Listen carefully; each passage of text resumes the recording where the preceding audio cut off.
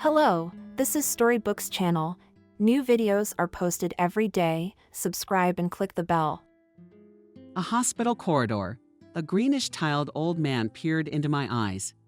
From the daylight lamp, long children's thoughts stretched out. The ceiling echoed in his temples. Jenna nervously fingered the bracelet on her arm. Walked back and forth along the corridor, adding the clatter of heels to the sunset of the lamps. She sat down, trying to calm down, then jumped up again. The doors of the operating room echoed with a rustle and a slight creak. A doctor stepped out of them. Jenna jumped up again, looking hopefully at the medic. "Doctor, please don't be silent." She folded her arms across her chest in a pleading gesture. "The odds are 50-50. What will get up from the wheelchair?" The doctor finally said, tightening the mask around her chin. Jenna sorrowfully sobs again. "You have to believe in the best. He is still young. He will recover," cheered the girl medic. And I wanted to believe in the best. Of course, Jenna was worried about her husband's health.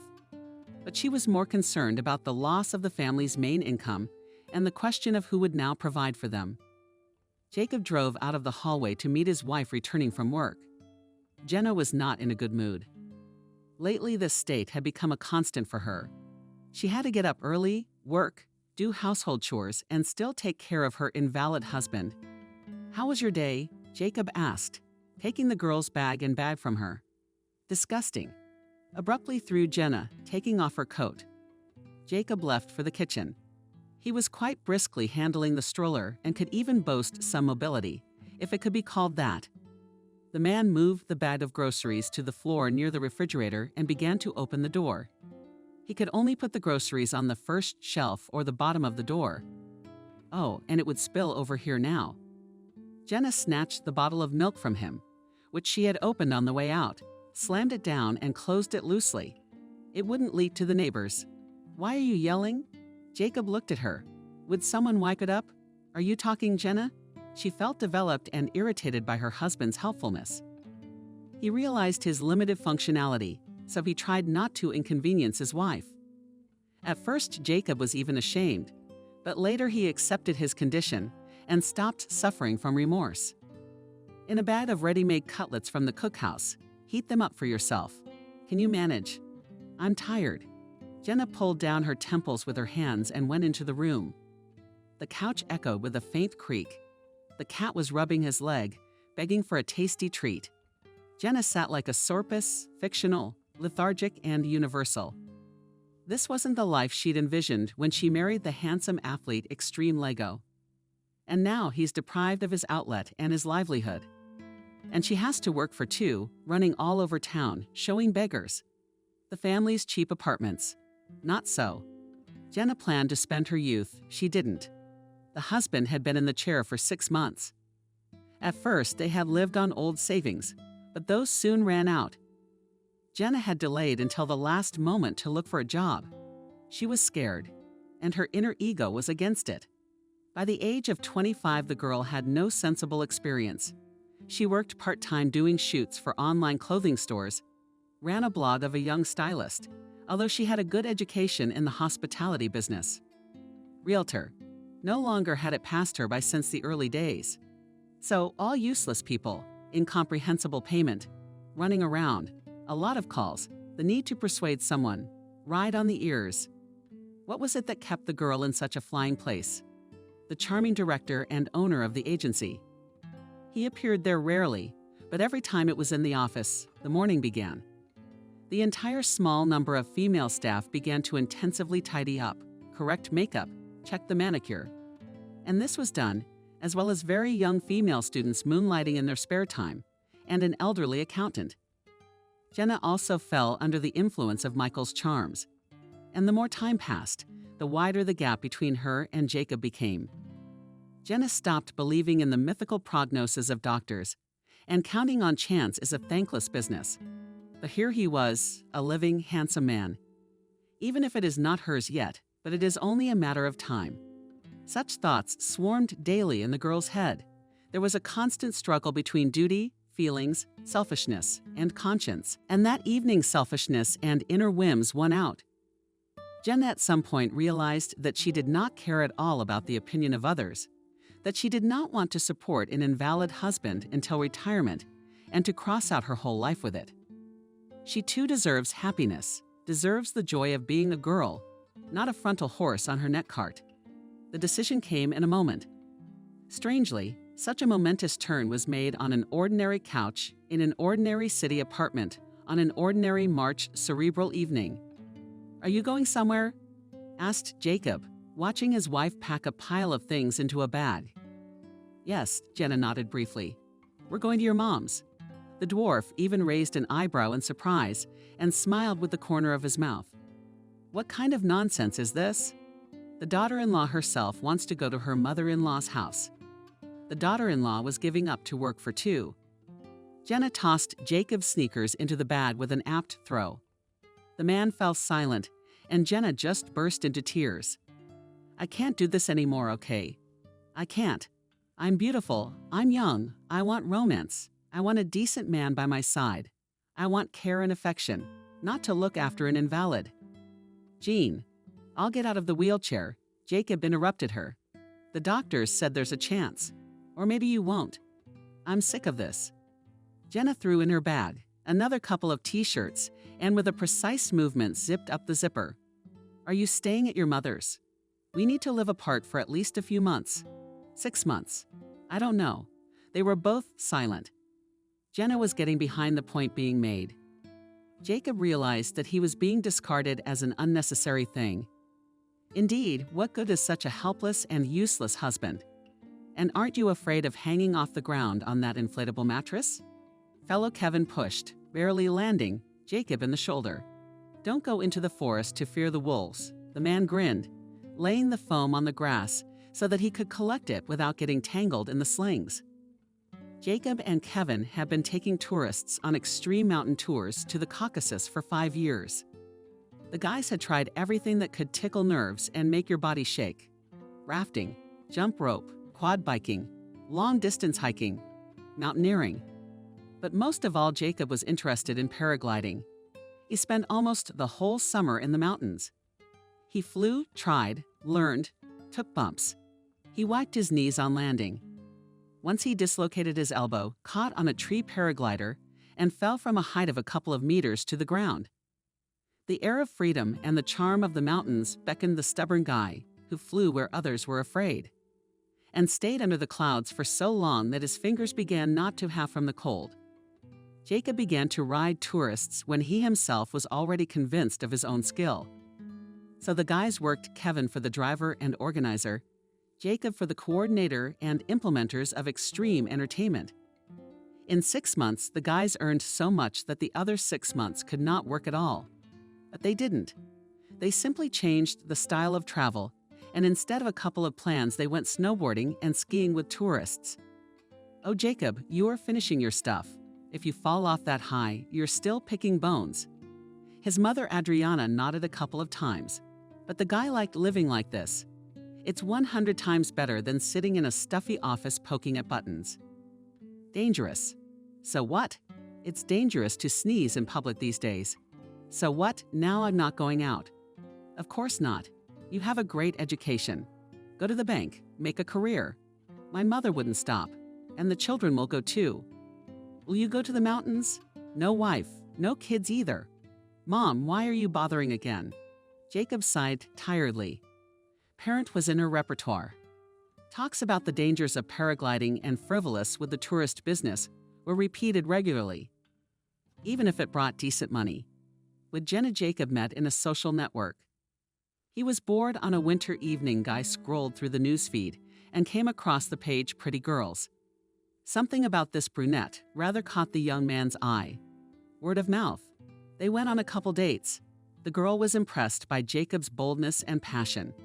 He took her on several trips, even offered to take her paragliding, and that evening selfishness and inner whims won out. Jenna at some point realized that she did not care at all about the opinion of others, that she did not want to support an invalid husband until retirement, and to cross out her whole life with it. She too deserves happiness, deserves the joy of being a girl, not a frontal horse on her neck cart. The decision came in a moment. Strangely, Such a momentous turn was made on an ordinary couch in an ordinary city apartment on an ordinary March cerebral evening. "Are you going somewhere?" asked Jacob, watching his wife pack a pile of things into a bag. "Yes," Jenna nodded briefly. "We're going to your mom's." The dwarf even raised an eyebrow in surprise and smiled with the corner of his mouth. "What kind of nonsense is this? The daughter-in-law herself wants to go to her mother-in-law's house." The daughter-in-law was giving up to work for two. Jenna tossed Jacob's sneakers into the bag with an apt throw. The man fell silent, and Jenna just burst into tears. "I can't do this anymore, okay? I can't. I'm beautiful, I'm young. I want romance. I want a decent man by my side. I want care and affection, not to look after an invalid." "Jean, I'll get out of the wheelchair," Jacob interrupted her. "The doctors said there's a chance. Or maybe you won't. I'm sick of this." Jenna threw in her bag another couple of t-shirts and with a precise movement zipped up the zipper. "Are you staying at your mother's? We need to live apart for at least a few months. 6 months. I don't know." They were both silent. Jenna was getting behind the point being made. Jacob realized that he was being discarded as an unnecessary thing. Indeed, what good is such a helpless and useless husband? And aren't you afraid of hanging off the ground on that inflatable mattress? Fellow Kevin pushed, barely landing, Jacob in the shoulder. "Don't go into the forest to fear the wolves," the man grinned, laying the foam on the grass so that he could collect it without getting tangled in the slings. Jacob and Kevin had been taking tourists on extreme mountain tours to the Caucasus for 5 years. The guys had tried everything that could tickle nerves and make your body shake. Rafting, jump rope, quad biking, long-distance hiking, mountaineering. But most of all, Jacob was interested in paragliding. He spent almost the whole summer in the mountains. He flew, tried, learned, took bumps. He whacked his knees on landing. Once he dislocated his elbow, caught on a tree paraglider, and fell from a height of a couple of meters to the ground. The air of freedom and the charm of the mountains beckoned the stubborn guy, who flew where others were afraid, and stayed under the clouds for so long that his fingers began not to have from the cold. Jacob began to ride tourists when he himself was already convinced of his own skill. So the guys worked Kevin for the driver and organizer, Jacob for the coordinator and implementers of extreme entertainment. In 6 months, the guys earned so much that the other 6 months could not work at all. But they didn't. They simply changed the style of travel, and instead of a couple of plans, they went snowboarding and skiing with tourists. "Oh, Jacob, you are finishing your stuff. If you fall off that high, you're still picking bones." His mother Adriana nodded a couple of times. But the guy liked living like this. It's 100 times better than sitting in a stuffy office poking at buttons. Dangerous. So what? It's dangerous to sneeze in public these days. So what? Now I'm not going out. Of course not. You have a great education. Go to the bank, make a career. My mother wouldn't stop, and the children will go too. Will you go to the mountains? No wife, no kids either. Mom, why are you bothering again? Jacob sighed tiredly. Parent was in her repertoire. Talks about the dangers of paragliding and frivolous with the tourist business were repeated regularly, even if it brought decent money. With Jenna, Jacob met in a social network. He was bored on a winter evening. Guy scrolled through the newsfeed and came across the page Pretty Girls. Something about this brunette rather caught the young man's eye. Word of mouth. They went on a couple dates. The girl was impressed by Jacob's boldness and passion. He took her on several trips, even offered to take her paragliding, but she said no. Everything spun quickly, and in less than 6 months he proposed to her. Jacob was not embarrassed that the chosen one is spoiled, somewhat capricious, ambitious. But she always waited at home, cooked delicious salads and breast, did not criticize his hobbies. At work, Jacob's spouse did not kick out.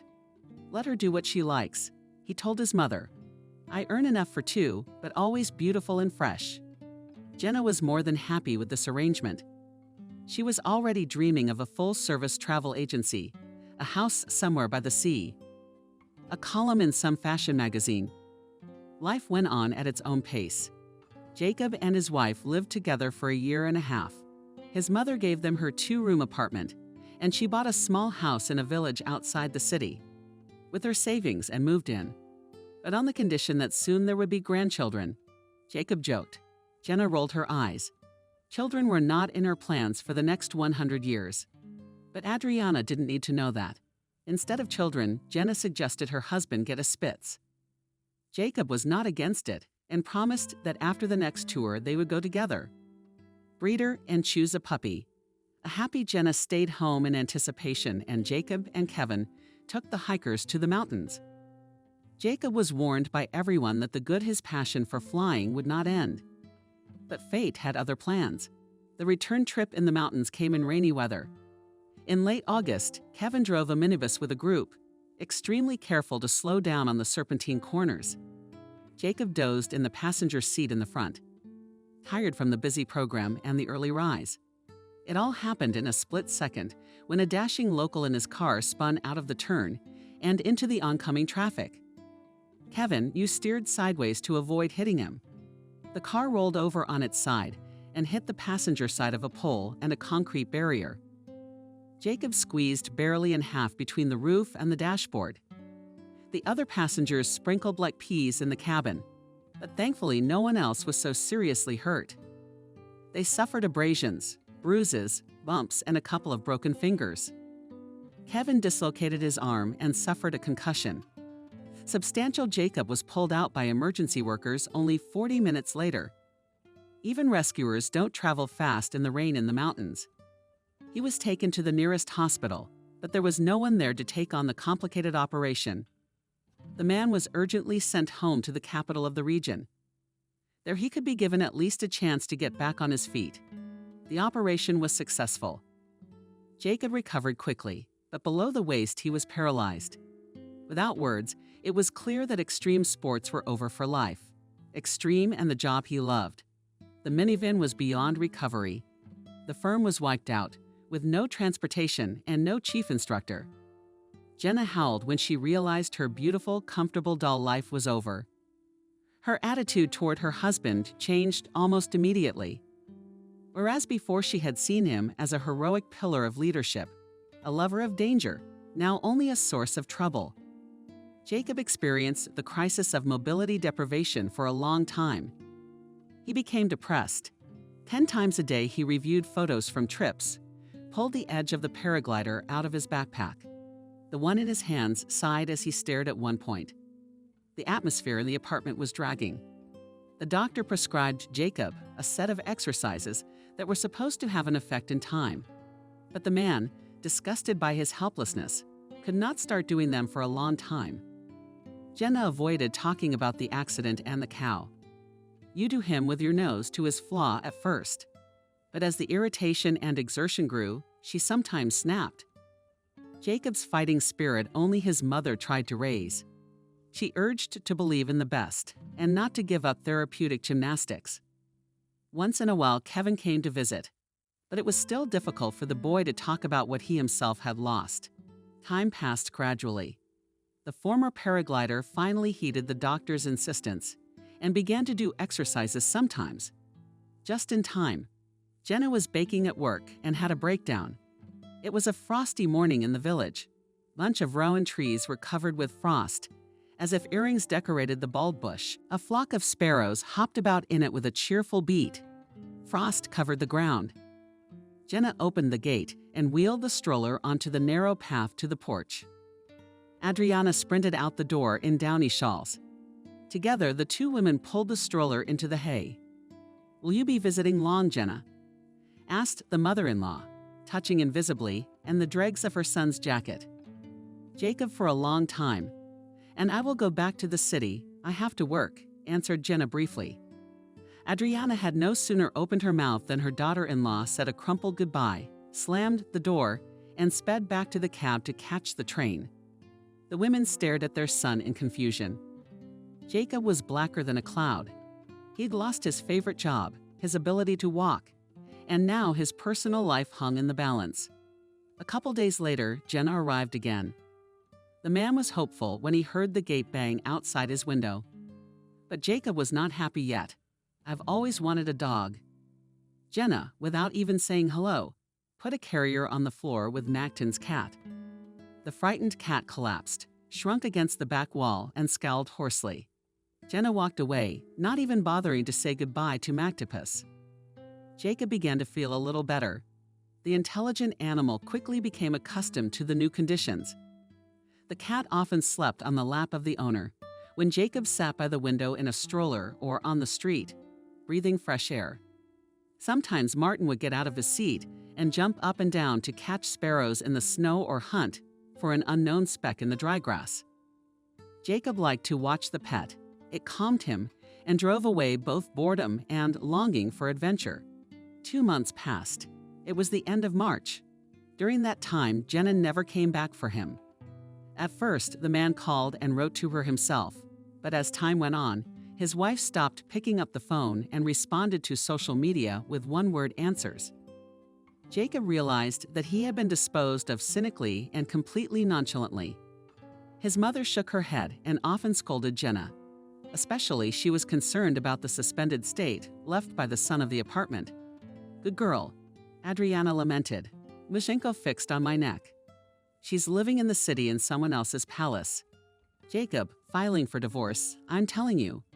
And everything will get better. Stop it."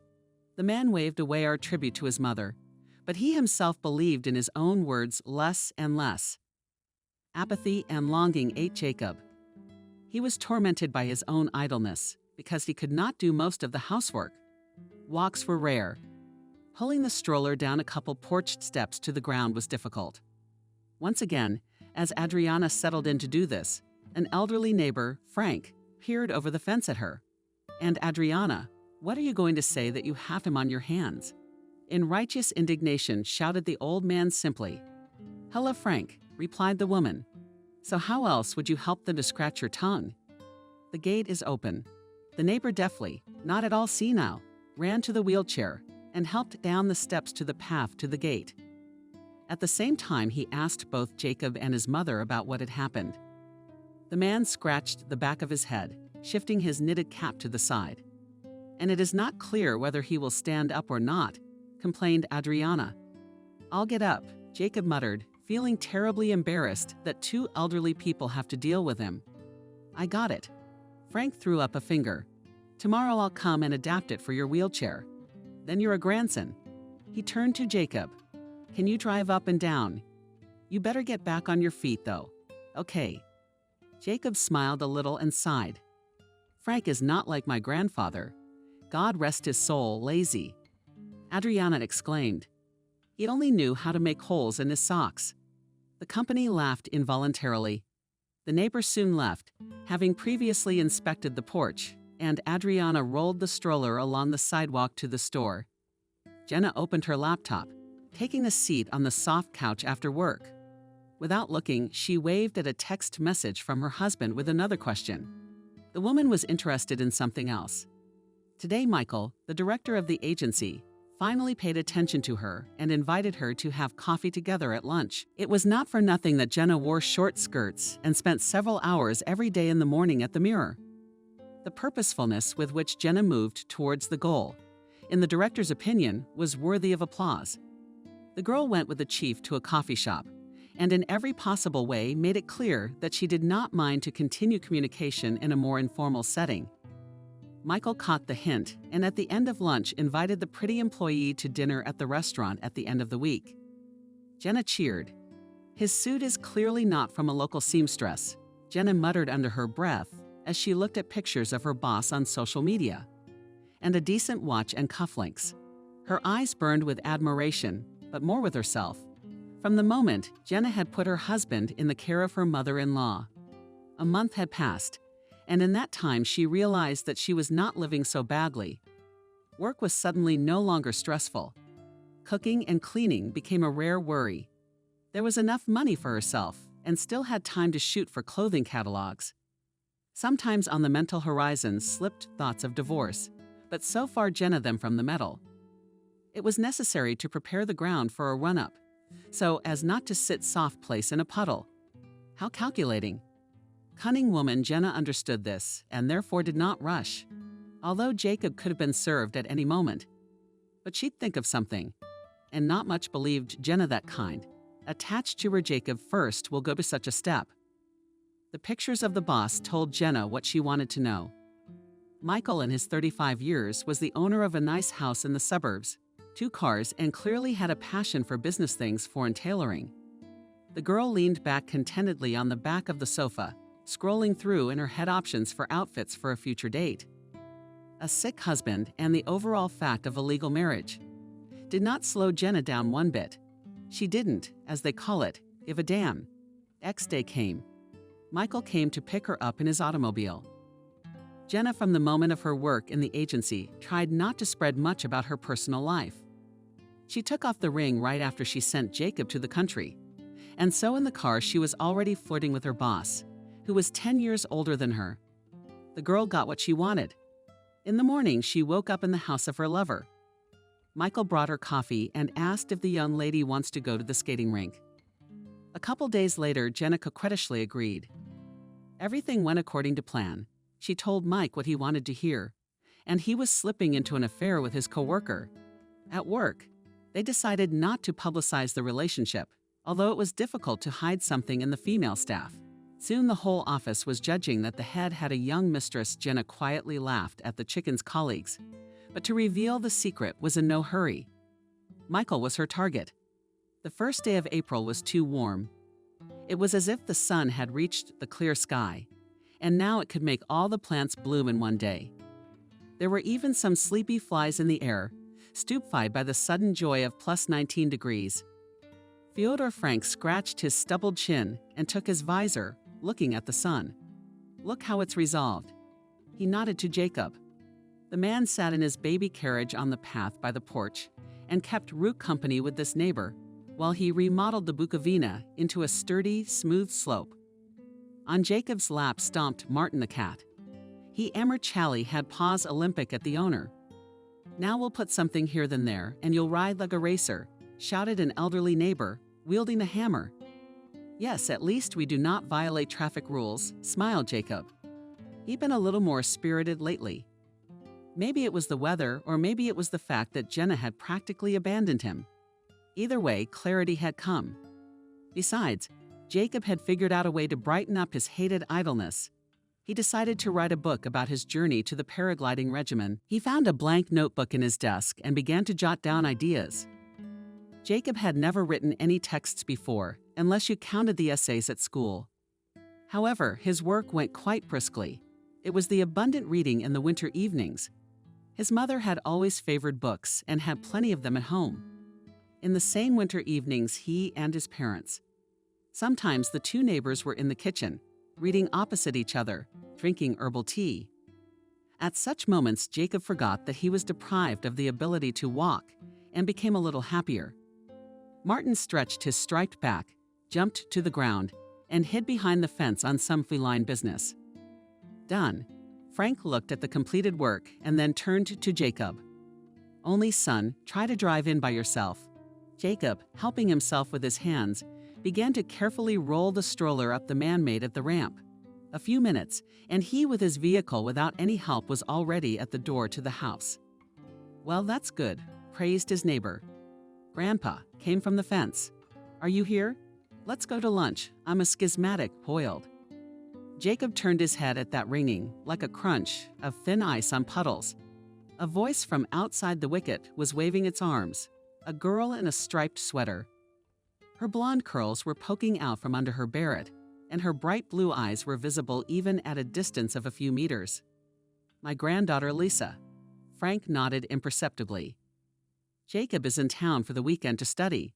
At whom? The old one still didn't understand. Grandpa, come on, let's go, it's getting cold. All demanding, fuel foot. Guests behind the wicket. I'm coming, and why are you shouting? Good-naturedly waved her neighbor. I'll go.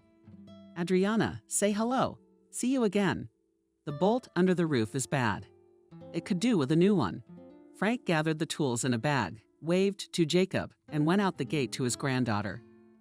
The man thanked his neighbor for his hard work and suddenly realized that he couldn't stop thinking about Lisa, even though he hadn't even met her.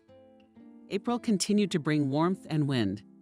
Rare gray-white piles of snow remained on the flower beds, and among them sprouts of the first spring flowers were sticking out of the ground. Jacob had not written Jenna for a long time, but was actively working on the book. The second notebook was already written. Carts. Can you get to the store yourself? Have you run out of salt? My mother yelled from the kitchen. And I can't move. The pies will burn and the soup will run away. The way to the grocery store was simple, a straight asphalt path of 250 meters long, the entrance to the premises without steps and a path without potholes. I can do it, Jacob said. He hastily put on his jacket, checked the change in his pocket, and rolled towards the wicket.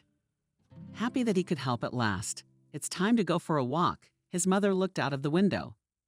The tires of the stroller rustled quietly on the already dry asphalt. Jacob moved slowly, looking at the village. In the gray and dull winter, it was depressing. But when the sun came out, the carved old skates played at once. Benches lived on the roofs. In front of the yards looked colored tires in the future flower beds. Nimble sparrows dragged grain from the chickens' feeders with ringing cuttings. Somewhere sheep were sick. The noise gladdened the heart, heralding the coming warmth of people and animals. Jacob got to the store without problems, bought salt, and rolled back. Almost back to the house, he heard the pitiful familiar meows from the roof of the neighbors. The man looked up. There was Martin sitting on the roof.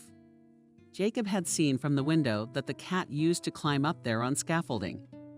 The neighbors were repairing something in the attic, or consisted almost all winter.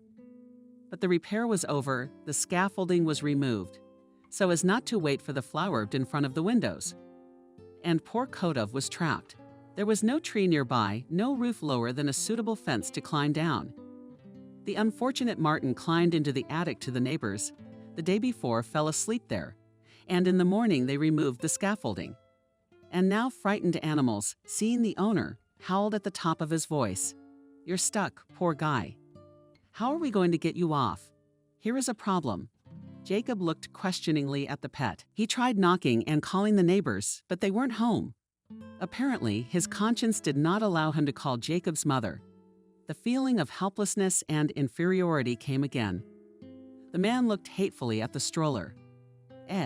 If it weren't for her, he would have swung over the fence, climbed onto the roof by improvised means, and lowered the striped one to the ground. Poor thing. A familiar ringing voice snapped Jacob out of his musings. Frank's granddaughter was standing nearby, and once again she took to the roof. Yes, I wonder how to get it. Cautiously nodded Jacob. Well, you don't have much to think about, remarked Lisa. Well, we can't leave the mustache in the lurch. She put the bag with some food on her colleague's lap, rolled up the sleeves of her sweater, and without shyness, climbed right over the fence to the neighbors. The man only clapped his eyes in amazement. The vivacious girl aroused in him a feeling of real admiration. Lisa went around the house and found an old 3-step skirt by the barn. She shook the find happily, showing Jacob that the idea was there with 3. It turned out to be low enough to climb on the roof, but high enough to reach her hands to its edge and grab the cat's paw. The frightened Martin clutched at the girl's arm exhaustively and looked around with bulging eyes. When the animal was on the ground, Lisa put it directly into the hands of its owner through the hole between the fence bars, and then carefully carried it with the 3 coups to the spot and swung the fence just as deftly in the opposite direction. There was no trace of the sudden intrusion. You had us worried. She knelt down in front of Jacob and affectionately patted the cat's fur. Thank you. I don't know how I would have gotten it myself. Jacob handed the girl a bag of groceries. My name is Lisa, by the way, introduced herself. Obviously you wouldn't, or he would have waited for someone else. The hearty passerby exchanged. The man smiled slightly. It's a good thing you were the passerby. Lisa wrinkled his nose. Let's get on a first-name basis. Why are we like old people? I'm just uncomfortable. I'm probably 10 years older than you. Jacob was embarrassed. We look the same age, Lisa remarked. What's the point then? To be polite. That's right, Jacob agreed. He rolled forward a little and stopped at his gate. Let me give you a hand. Lisa reached for the handle to open the door so Jacob could drive through freely. She stepped carelessly and tripped over the curb ledge. The man's reaction was lightning fast. He lunged forward and picked Lisa up with his arms. "Well, I'm clumsy." She cleverly hid her embarrassment behind a laugh. "It happens to everyone. It's okay." Jacob played along. "Lisa, come to our house with Frank. We'll have tea." "Of course we will." Grandpa was just saying something about the roof. Lisa remembered and nodded in agreement. She waved goodbye and went on her way. Jacob was happy as a child for some reason. He rolled the stroller onto the porch, opened the door to the house, where a hungry Martin stepped in. It was only then that he realized what had happened a moment ago. For the first time since the accident, the man felt his legs weakly as he pitched forward. They recoiled with a slight tingling in his knees. Jenna stretched out in bed, rays of sunlight falling through the window. The hands on the clock showed around 10 o'clock. Michael wasn't around. He always left early. Apart from weekends, work was the most important lady in the life of the director of a real estate agency. Jenna was in no hurry to get to work. She was already thinking of quitting. She was annoyed that Mike didn't suggest it. After all, they were already in a relationship, and he could also allocate some money for her. When coworkers called with questions about being ready to show apartments to buyers, Jenna always found waving goodbye. Sick with fatigue, business, an urgent trip. If he didn't offer, she had to quit, Jenna decided, waiting for the machine to make coffee. She liked it much better at Mike's house than at her husband's apartment. Quiet, spacious, and every little thing is taken care of by a robot vacuum cleaner. Dishes are washed by a machine, and everything else is automated to the max. It's also perfectly clean. Once a week, Michael ordered a total house cleaning from a cleaning company. He couldn't stand dirt and piles of junk, and he also preferred dry cleaning, where all the things were given to the hanger. They're already perfectly laid out. Unlike Jacob, he was always on parade, not lugging around all sorts of places with tourists, looking after himself. All of which Jenna clung to. That's how she'd always wanted to live. That was the level she aspired to. She had already realized the first part of the plan by becoming the boss's mistress. The next part was to gradually accustom him to herself, in his personal space.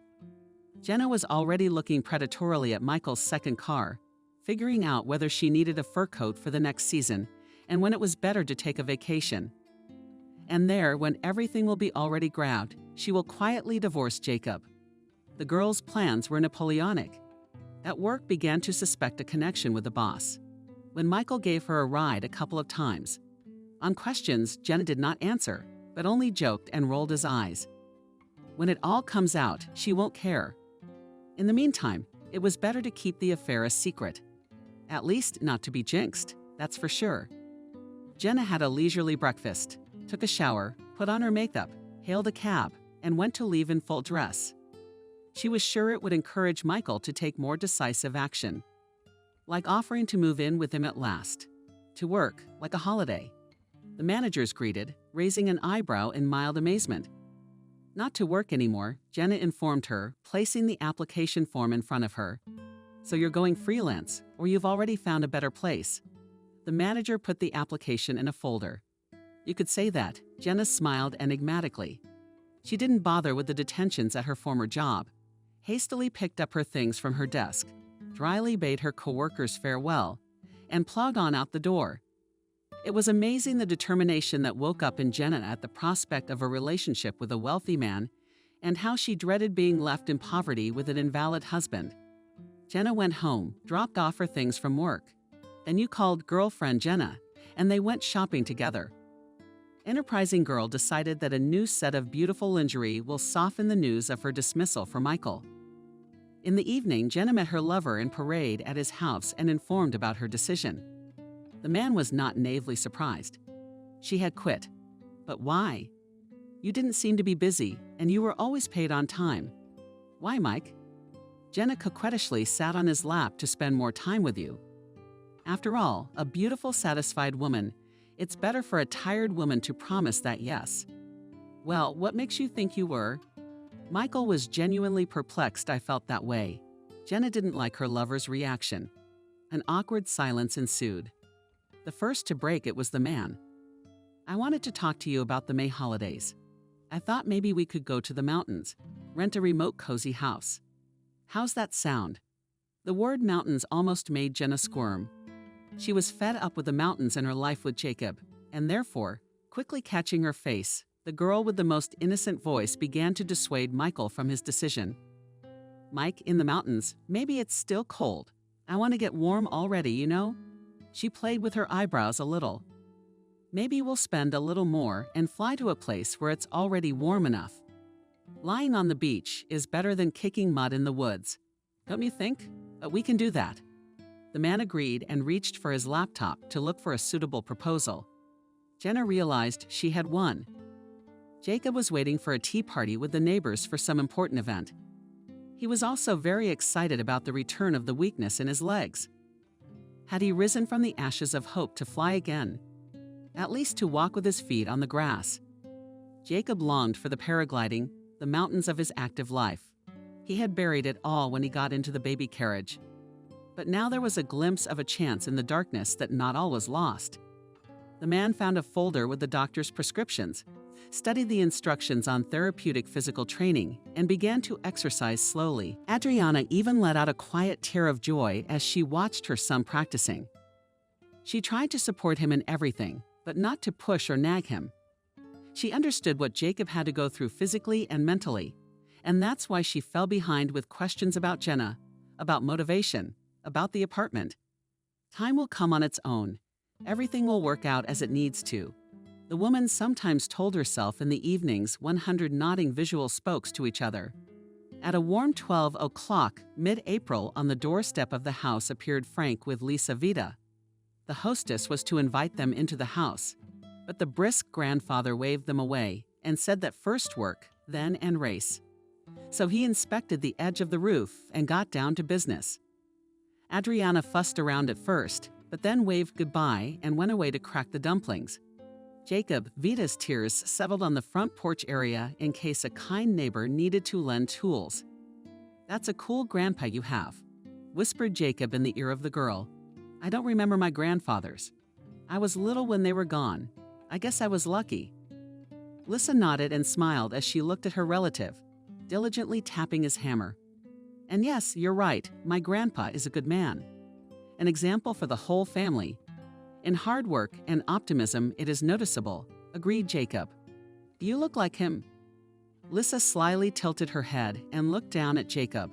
She rested her hand on the wheel of the stroller. What was her wait-and-see attitude? She looked at the guy. Jacob looked embarrassed for some reason. Her heart was pounding like crazy. This simple and perky student evoked in him a feeling similar to the first flight under the dome of a paraglider. "You are light, witty, and kind," Jacob said in one breath. Lisa as if experienced all the words in turn, and then nodded affirmatively, slightly pictorially, for some reason playfully patted Jacob on the shoulder and laughed. An hour later, vanilla and cherries wafted from the open kitchen window. Adriana, peeking out of the door, called out to everyone, "Yes, throw in that roof, Frank. And you guys, come and eat the dumplings while they're hot." Jacob and Lisa were chatting on a bench near the porch and didn't even hear the hostess' response at once. "What do you want, Adriana, to fill your stomach?" "Maybe people are in the middle of work," replied the elderly neighbor, wielding the flat options. "Grandpa, don't grumble. Let's go. It'll get cold." Lisa gently scolded him. She grabbed the handles of the stroller with Jacob and boldly rolled it down the porch to the entrance. He protested. "Why don't you do it? I'll do it myself. Let me take care of you already." Lisa chucked but did not stop. When the two of them moved to wash their hands in the back of the house, Adriana slowed down late for the youth, Frank, at the threshold and whispered, "There's a flower blooming." "I don't see it," he muttered good-naturedly in reply. "Do you take me for an old fool?" The neighbors smiled understandingly. When the whole company gathered around the table, the plates were already steaming with freshly boiled homemade dumplings with garden cherries, strong tea, and sour cream. So thick that you could stand a spoon in it. A martin was burning under the table. The cat poked its nose on one lap and then the other, asking for treats. Toward the end, Lisa quietly gave the mustachioed Strike and one dumpling. Martin instantly dragged the prey outside with a proud look. "Who is it that feeds the cat from the table?" Adriana was indignant. "Adriana, send them for a walk as punishment," winked Grandfather Frank. Lissa and Jacob looked at each other at the same time. That's right, the landlady played along. "The weather is nice. There's nothing to sit out. Go and pick a bunch of flowers." The goose meadow was already showing. I crossed, in short, the flag behind the village by the pond. A whole bed came out, and the road to Sokol just Jacob will pass.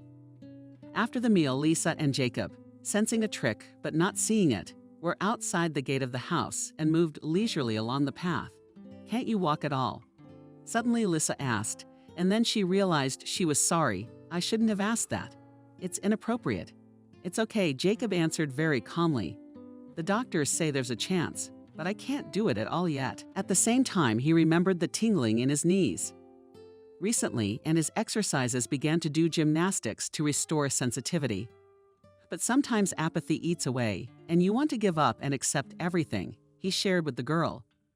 "They say that human possibilities are limitless, and it's all about desire." Lissa looked at the sun and then at Jacob. "And here I am studying to be a marketer, but I want to work with people en masse. I feel it, but I don't know in what way." "That's great," Jacob praised her. "In time, you will surely realize where the pole, and you will eventually get back on your feet." "I know that," Lisa smiled and discreetly touched the man's shoulder. Jacob felt the warmth of her hand even through the thick sweatshirt. It remained there, even when the hand itself was gone. They talked and talked about plans and tourists, about the shortcomings of student dormitories and evil teachers, about the countryside and the city, about the joys of life and far-fetched problems. For the first time in many months since the accident, Jacob felt alive. If his legs obeyed, he would have run, spreading his arms out to the sides and putting his face to the wind. The stroller hit a rock. Alexei threw as the wheel shuddered that Lissa had stopped. Did it hurt? No, he lifted his gaze full on her, perplexed for a secret joy. "I think I can feel my leg." It was from behind the rounded eyes and squatted down beside her. She grabbed her leg just above the knee and gave it a little squeeze. The skin recoiled Jacob, barely noticeable by an unpleasantly dull pain, as if through a pillow. Barely, but withdrawn. Jacob grabbed Lisa's hand. "I can feel her," he whispered. "I can feel her for sure." Lissa jumped up and laughed, then rushed to hug Jacob, a tear streaming down her cheek, either from joy or happiness, or maybe all at once. Jenna was dozing in a chair with headphones on. Michael was sitting next to her, looking at something on his laptop.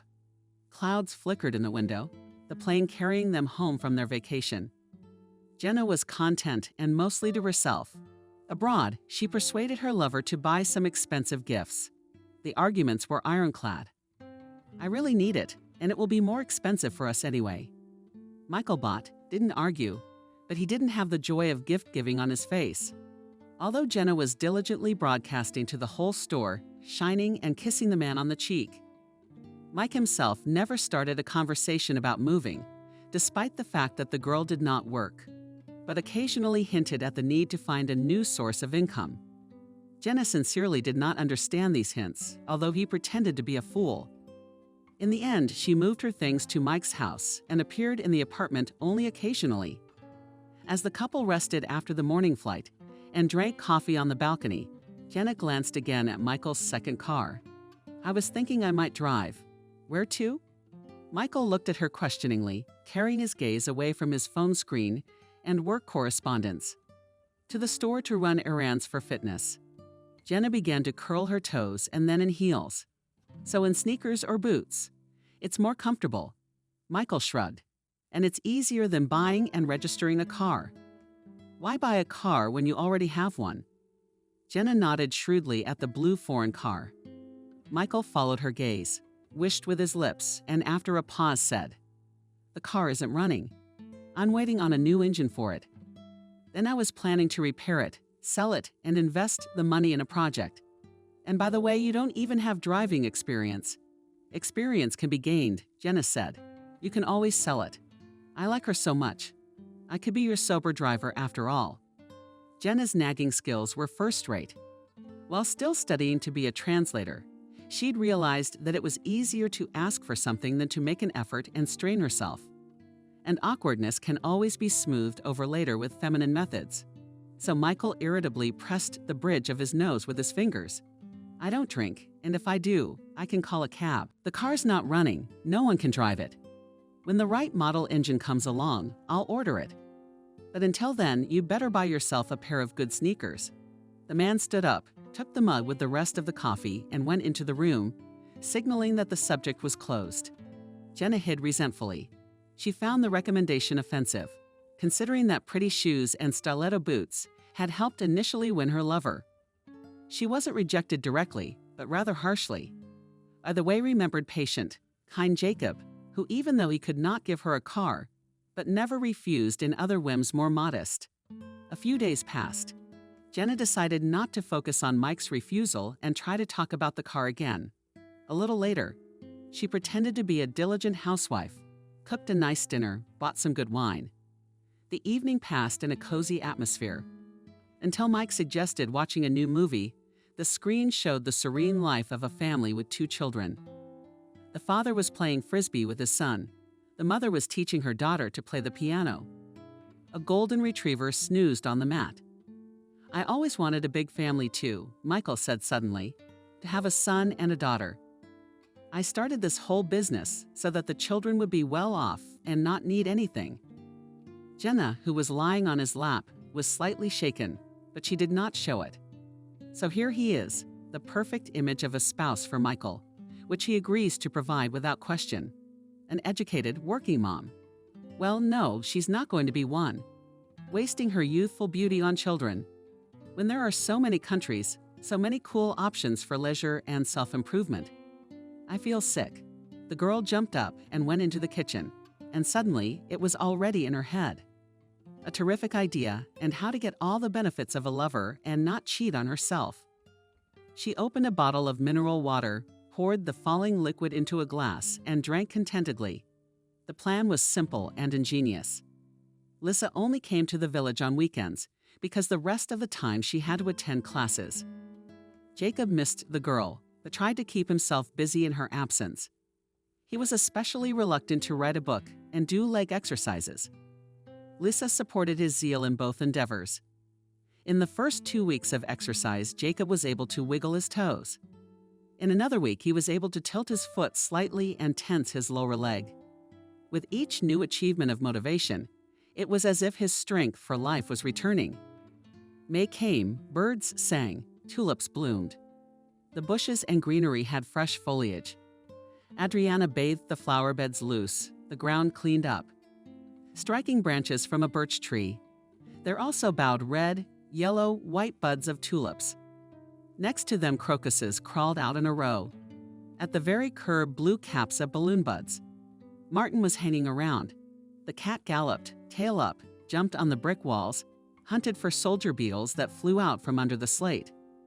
Jacob sat in the stroller by the porch and, covering his eyelids, basked in the sun. Suddenly, someone's hands were on his eyelids. What a thing to do, he stretched out. More playful than annoying. "Lissa, you thought I didn't recognize you." A giggle was heard, then chuckles. "Adriana, I've been sneaking around like a gorilla. I talked Aunt Veja out of it. What's he up to?"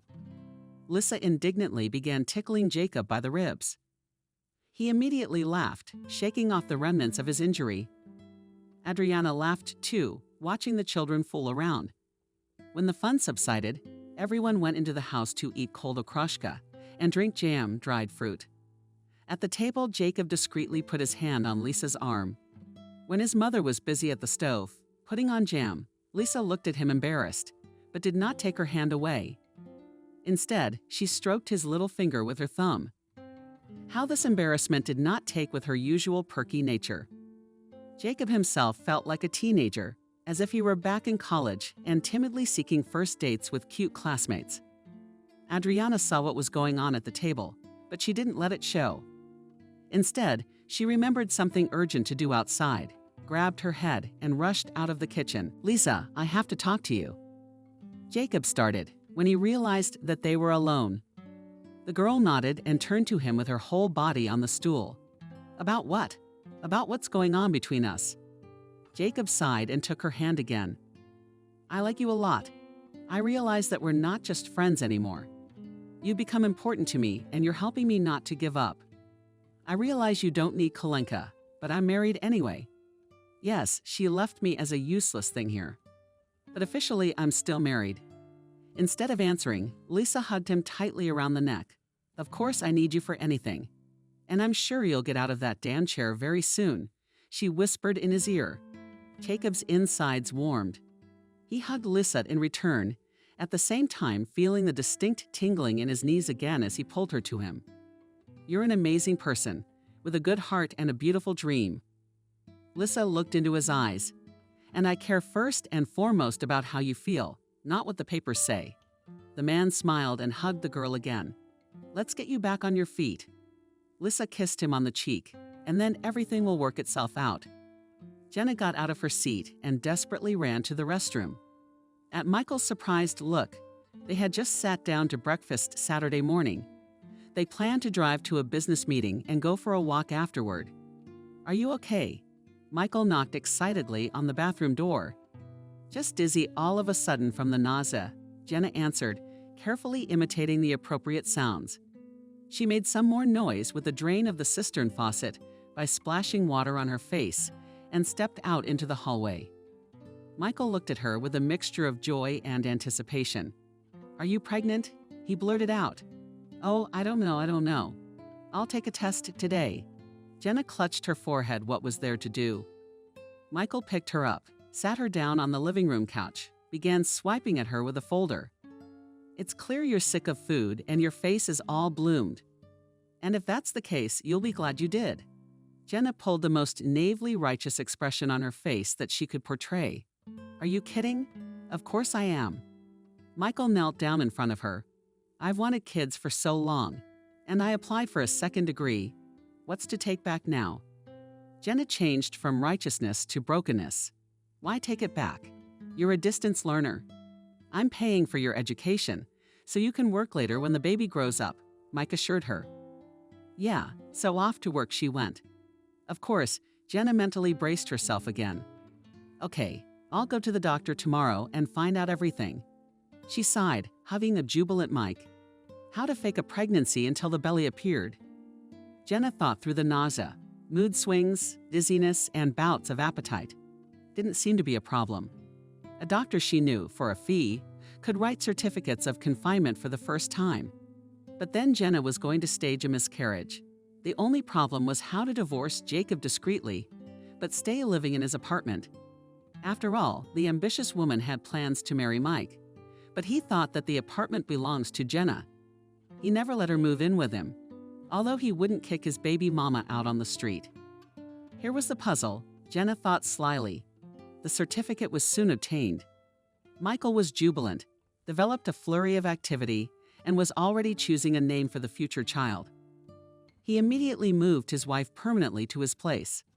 In the evenings, he looked through strollers and cribs, endlessly discussed everything related to children. The girl nodded and herself tried to improve the moment to file for divorce. It remained to quietly finish the story with Jacob, so that it was possible to go to the registry office with Mike unhindered. There wasn't much time left, and every day counted. In the meantime, Jenna was taking full advantage of her position. She was capricious, demanding a personal masseur, demanding a stamp. But in a pickle in the middle of the night, she asked to buy that ring and that purse. Michael performed them all like silk, even made a separate bank card for Jenna. After all, the wishes of a mother and her child were a man's law. And as much as he liked Jenna, he liked her in spite of her temper. Are you sure? Lisa looked at Jacob very carefully. Maybe we should wait. I don't want anything to happen. Yes, I'm sure. Jacob leaned on the armrests of the chair with all his might. It's about time. We should try it. Both were in the living room of the house, on the carpet. Lisa stood next to the stroller, holding out her arms to the man. Jacob began to carefully stand up. At first on his elbows, his legs obeyed, but somehow inarticulate, in thirds with a force that was habitually healthy. Knees, bending as if presented by the weight of hinges, long since opened the door. Heavy. Lisa was eagerly following the boy, It's harder than learning to walk as a child. Jacob wanted to. He put one foot down on the floor first, felt the shaggy pile of the carpet, again like through a pillow, then put the other foot down. Had to make up his mind and let go of the armrests of the stroller. Doubt swamped the mind. Jacob closed his eyes and remembered his first paragliding flight. All around the clouds that affectionately hugged the slopes, overgrown with pine and fir trees. Jacob shook the long-forgotten sensations. He felt Lisa's support and tried to step. The leg was like a stranger's, stricken with a cramp, but nevertheless slowly moved forward. The movement a step through the force, another step. The back remembered what it was like to be straight. Jacob scrutinized his legs, scarred from his many extreme activities, and it was as if he was reliving them all a second time, standing here on the soft carpet in his own home. The man was able to take a dozen feeble steps with Lisa's support and, tired, sat back in the chair. "You're doing an incredible job." The girl hugged him. "Let's go to the doctor. Let them record your progress. Maybe he'll make some recommendations to speed up the process." The idea is good, but how to get to the city and the hospital? Jacob nodded sadly at the still-needed wheelchair. "Grandpa has a car.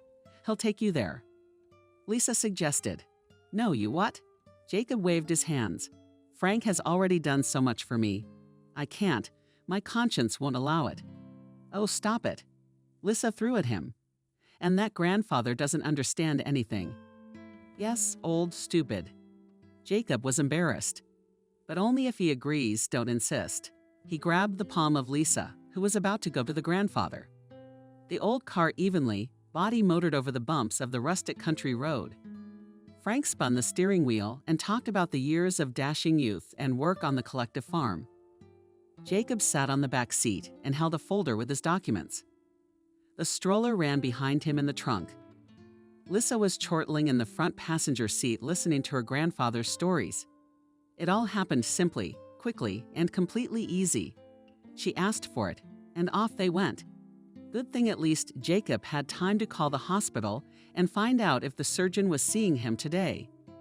"Well, my little dove, you know how to surprise," admired the doctor Jacob after the examination. "At this rate, in 6 months you will be able to run." True, Lisa, who was also present in the office, could not refrain from asking.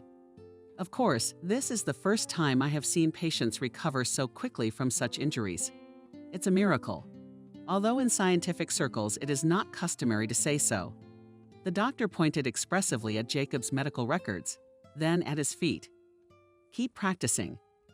Develop the previous mobility in all parts of the leg. I recommend that you try walking with support." Jacob drove back almost elated. Confidence was growing in him, and he was sure that very soon he would be able not only to walk, but also to fly again. In such a mood, the man was caught by a sudden phone call. "Jacob, hello." Jenna's voice sounded in the receiver. "I won't be long. Can you talk? Hi. What's wrong?" A lump rose in my chest, and together with the living memories that almost ceased to bother me. "I filed for divorce," Jenna informed him briefly. "I guess there's no need to explain what and why. You're a big, smart boy. You'll figure it out." "Yes, I will," he confirmed his ex-wife's words. "Good. I hope it's done quickly. I'll be vacating the apartment in a couple weeks." While Jenna hung up the phone, Lisa heard the conversation. "Unlike Gluck of your Frank." She turned to Jacob and whispered, "It's for the best. Don't be upset. You said yourself that she was just a formality." "You're right, aren't you?" The man nodded. "Still, I loved that man once. The key word is once." Jenna fairly acted on the armrest of the chair with her fingers. Everything was going according to plan. Jacob had agreed to the divorce, even though he didn't have much of a choice. Michael adored her. The pregnancy legend was confirmed by a certificate. There's a personal bank card with enough money for whatever she wants at any time of day. Awesome. What more could one want? Jenna felt like a queen, in front of whom all those she managed to use in pursuit of the perfect life danced in formation.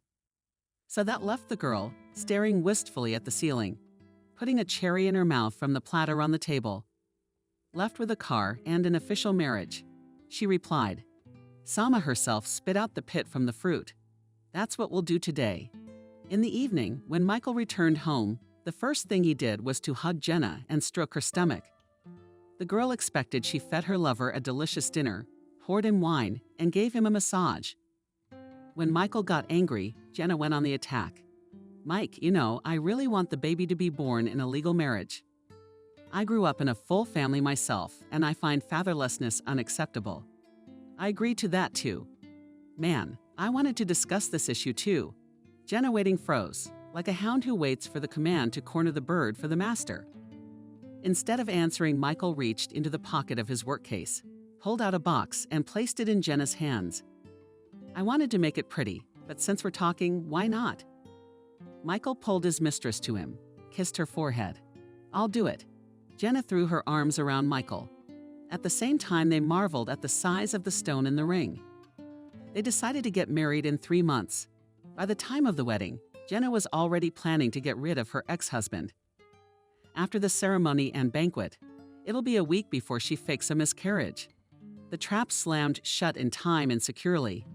"We'll have to eat a couple of pounds for the good life," smirked the girl, mentally continuing to listen to Michael's musings about the wedding. Surprisingly, he was almost not interested in Jenna's personal life. Before meeting him, she didn't even remember whether she had told him about the divorce proceedings or not. Apparently, nonsense like an ex-husband was so insignificant to Michael that he preferred not to spend any time or attention on it. Jenna realized it was a good time to push harder. "Mike, when the big belly grows, it will be hard for me to go to the hospital and generally go about my business." The girl put her head on her lover's chest. "Maybe you're thinking about a car. And so I would take a couple of lessons with an instructor to refresh my knowledge in my head. What do you say?" Of course, Jenna's lying. She didn't have anything to refresh her mind because she got her license through a long shot. And it's clear she didn't get it for free. The young lady was not afraid of the road or traffic police or other drivers. Prestige in the possession of his foreign car stuck. Eyes. Possible in your words, and there is a sense. Michael thought for a moment. He put his hands behind his head and set more on his forehead. Jenna held her breath and peered expectantly from under her lashes. Good. Finally, he announced his decision. Only we'll do things differently. I'll sell this car and buy you something more feminine, okay? Sure. Thanks, honey. Jenna let out a squeal of pleasure and started hugging Michael again. Hugging my lover. At the same time, I was thinking about getting a new watch or bracelet in honor of important events like marriage and a car. You should go into town and get that jerk stuff out of your apartment. You've been divorced for 2 weeks now, and you're still at it.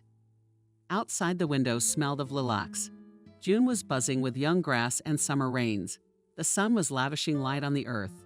Mom, I don't feel confident enough to drive myself yet, Jacob answered, opening a jar of sour cream. Over the past month, the man has made noticeable progress in developing his legs. He could already stand up and sit down with support. He could walk slowly around the house with crutches, without support, walked along the wall, and tried to keep his back straight. Call Lisa, she's in town anyway. Every Monday will help you, the woman advised. Sits down opposite at the table. I don't feel comfortable. She's already here with me all the time, like a caregiver, Jacob mumbled. Adriana put her hand on his palm. Son, that girl loves you. Unlike the town mom, you didn't blow her off. Girls like that are worth their weight in gold. The boy looked at his mother in agreement. Jacob himself realized that between him and Lisa long ago everything and everyone understood. So why did he hesitate and wait for something? Maybe the notorious stroller still does not allow him to step forward, even mentally. A lot of people don't get it right the first time, but that doesn't mean you can't try again. His mother walked around the table, stroked the back of his head, and went out into the room. Jacob ate his soup, then pulled out his cell phone and dialed Lisa's number. Hi. I was wondering if you'd go into town with me any day soon and check out the apartment. The guy spoke, nervously twirling his spoon. For some reason, every interaction with Lisa gave him a pleasant shiver. Jacob was shy, lost, everything spilled out of his hands. Words were jumbled. He couldn't remember anything like that with any girlfriend. Did it mean what his mother had hinted at? Jacob didn't know. But every time he waited for Lisa from school, he got stronger, and the joy of the meeting was brighter and brighter. "Sure, let's go." The girl agreed. "Are you sure you can already without the stroller?" "I have to," Jacob assured her. "Good," Lisa's face warmed. "Voice then, be ready Saturday."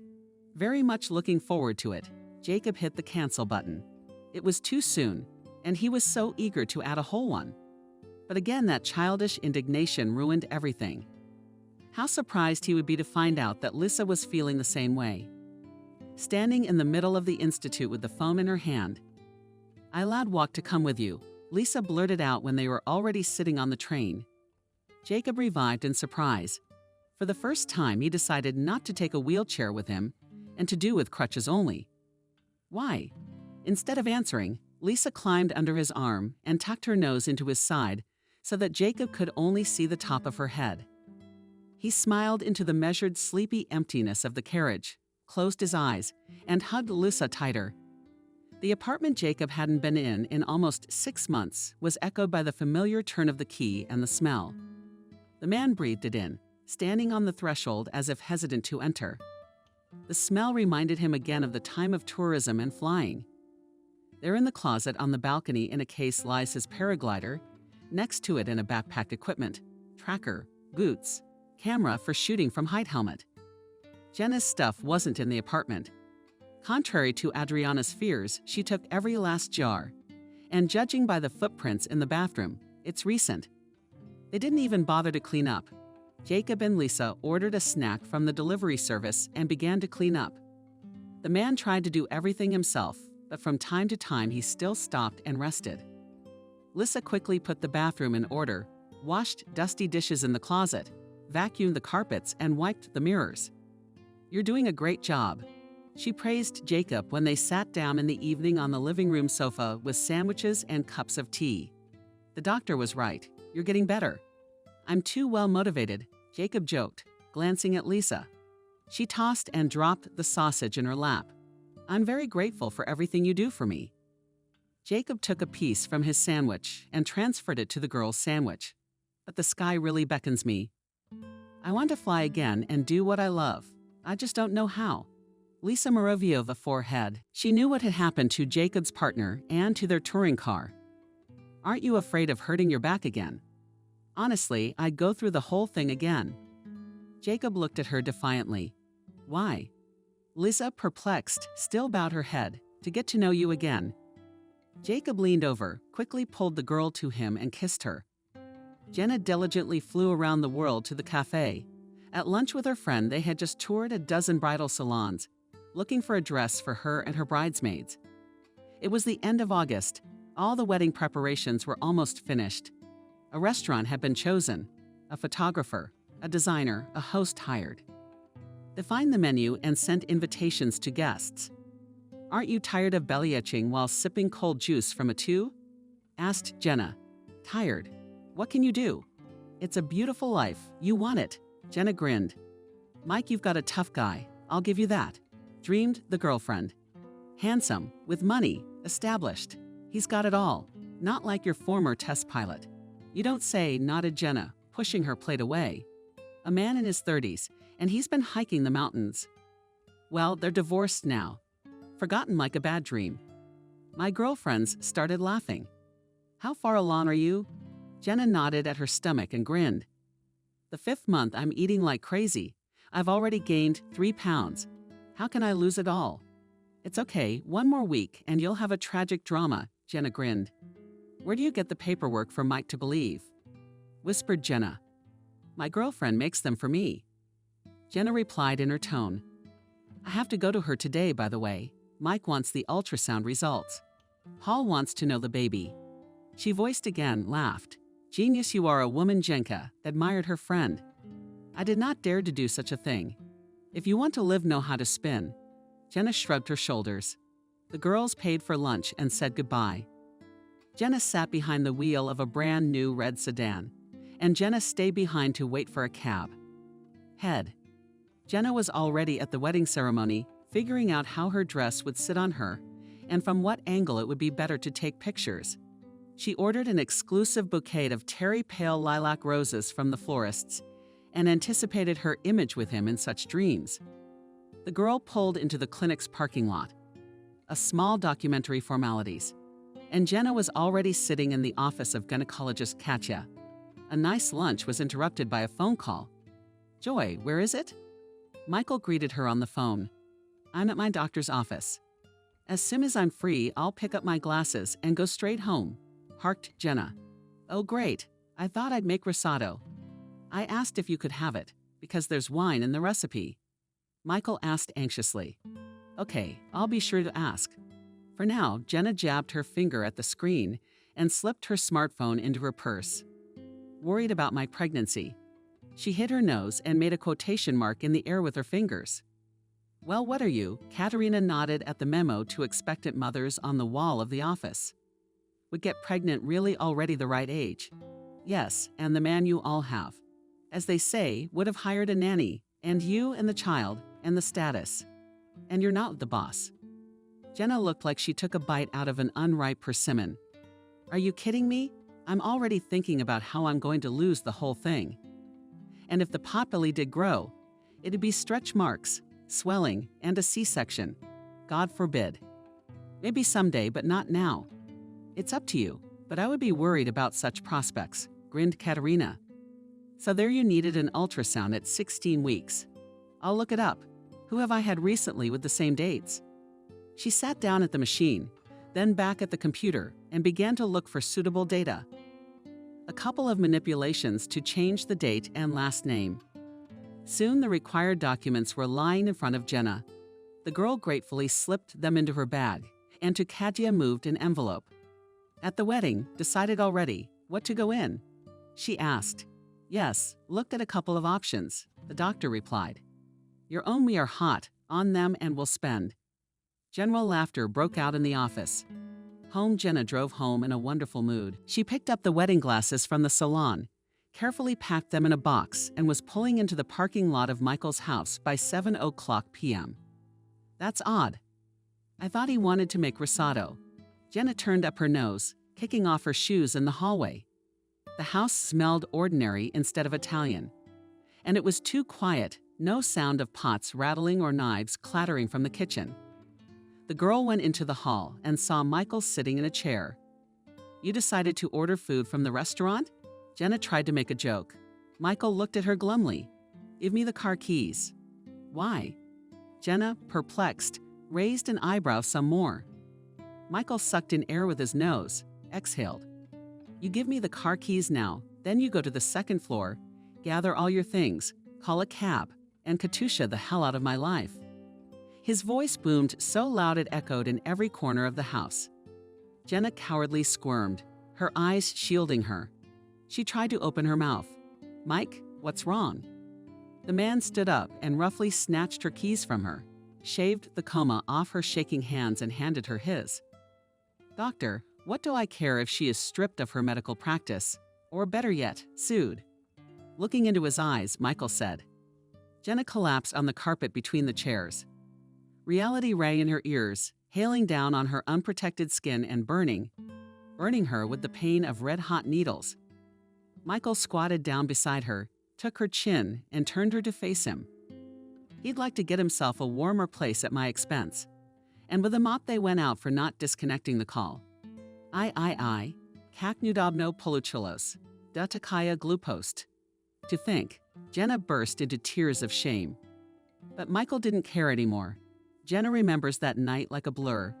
She had stuffed things into suitcases and bags in 15 minutes, not even trying to apologize, even though it was pointless. The offended director of the real estate agency made caustic jokes about her, and then he poured wine into his glass and drank in silence, watching the ex-lover frantically packing her belongings. Before he left, he took away all her expensive gifts of watches, jewelry, and brand-name clothes. Jenna walked out of the gate with exactly the same set of things she had come here with a few months ago. "Are you ready?" Lisa stood in front of Jacob and held his hands tightly. "Ready, my captain." The man mockingly put a hand to his helmeted head. In front of them a locker room or a takeoff pad for paragliding lawyers, and behind it a thunderclap made the fall mountain scenery incredibly beautiful. The slopes were drowned in all the colors of the solar palette from ochre to pogranitsa. Bushes of wild sea buckthorn, beads of miniature berries shone. The blackthorn did not argue with it, nor did the cherry leaf. Gray-brown stones, as if old wise men, soothed the ride of autumn colors.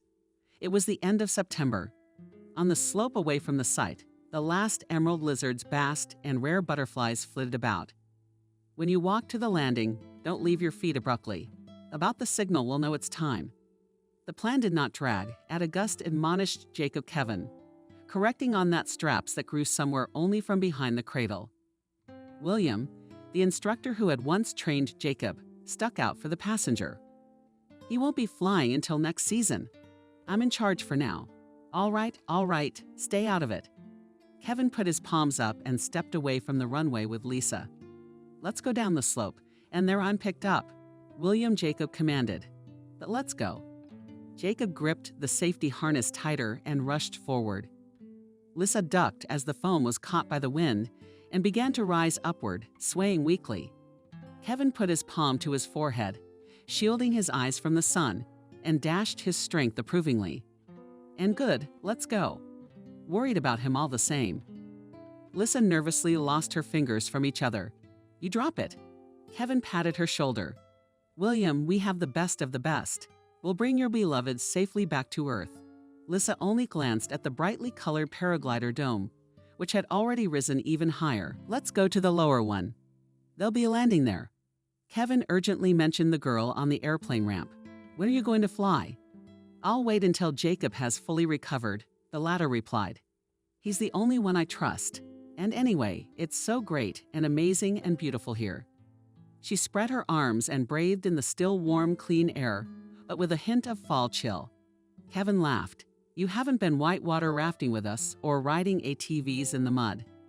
There you can feel all the charms of wild tourism. I think that everything is still ahead of us, Lisa smiled back.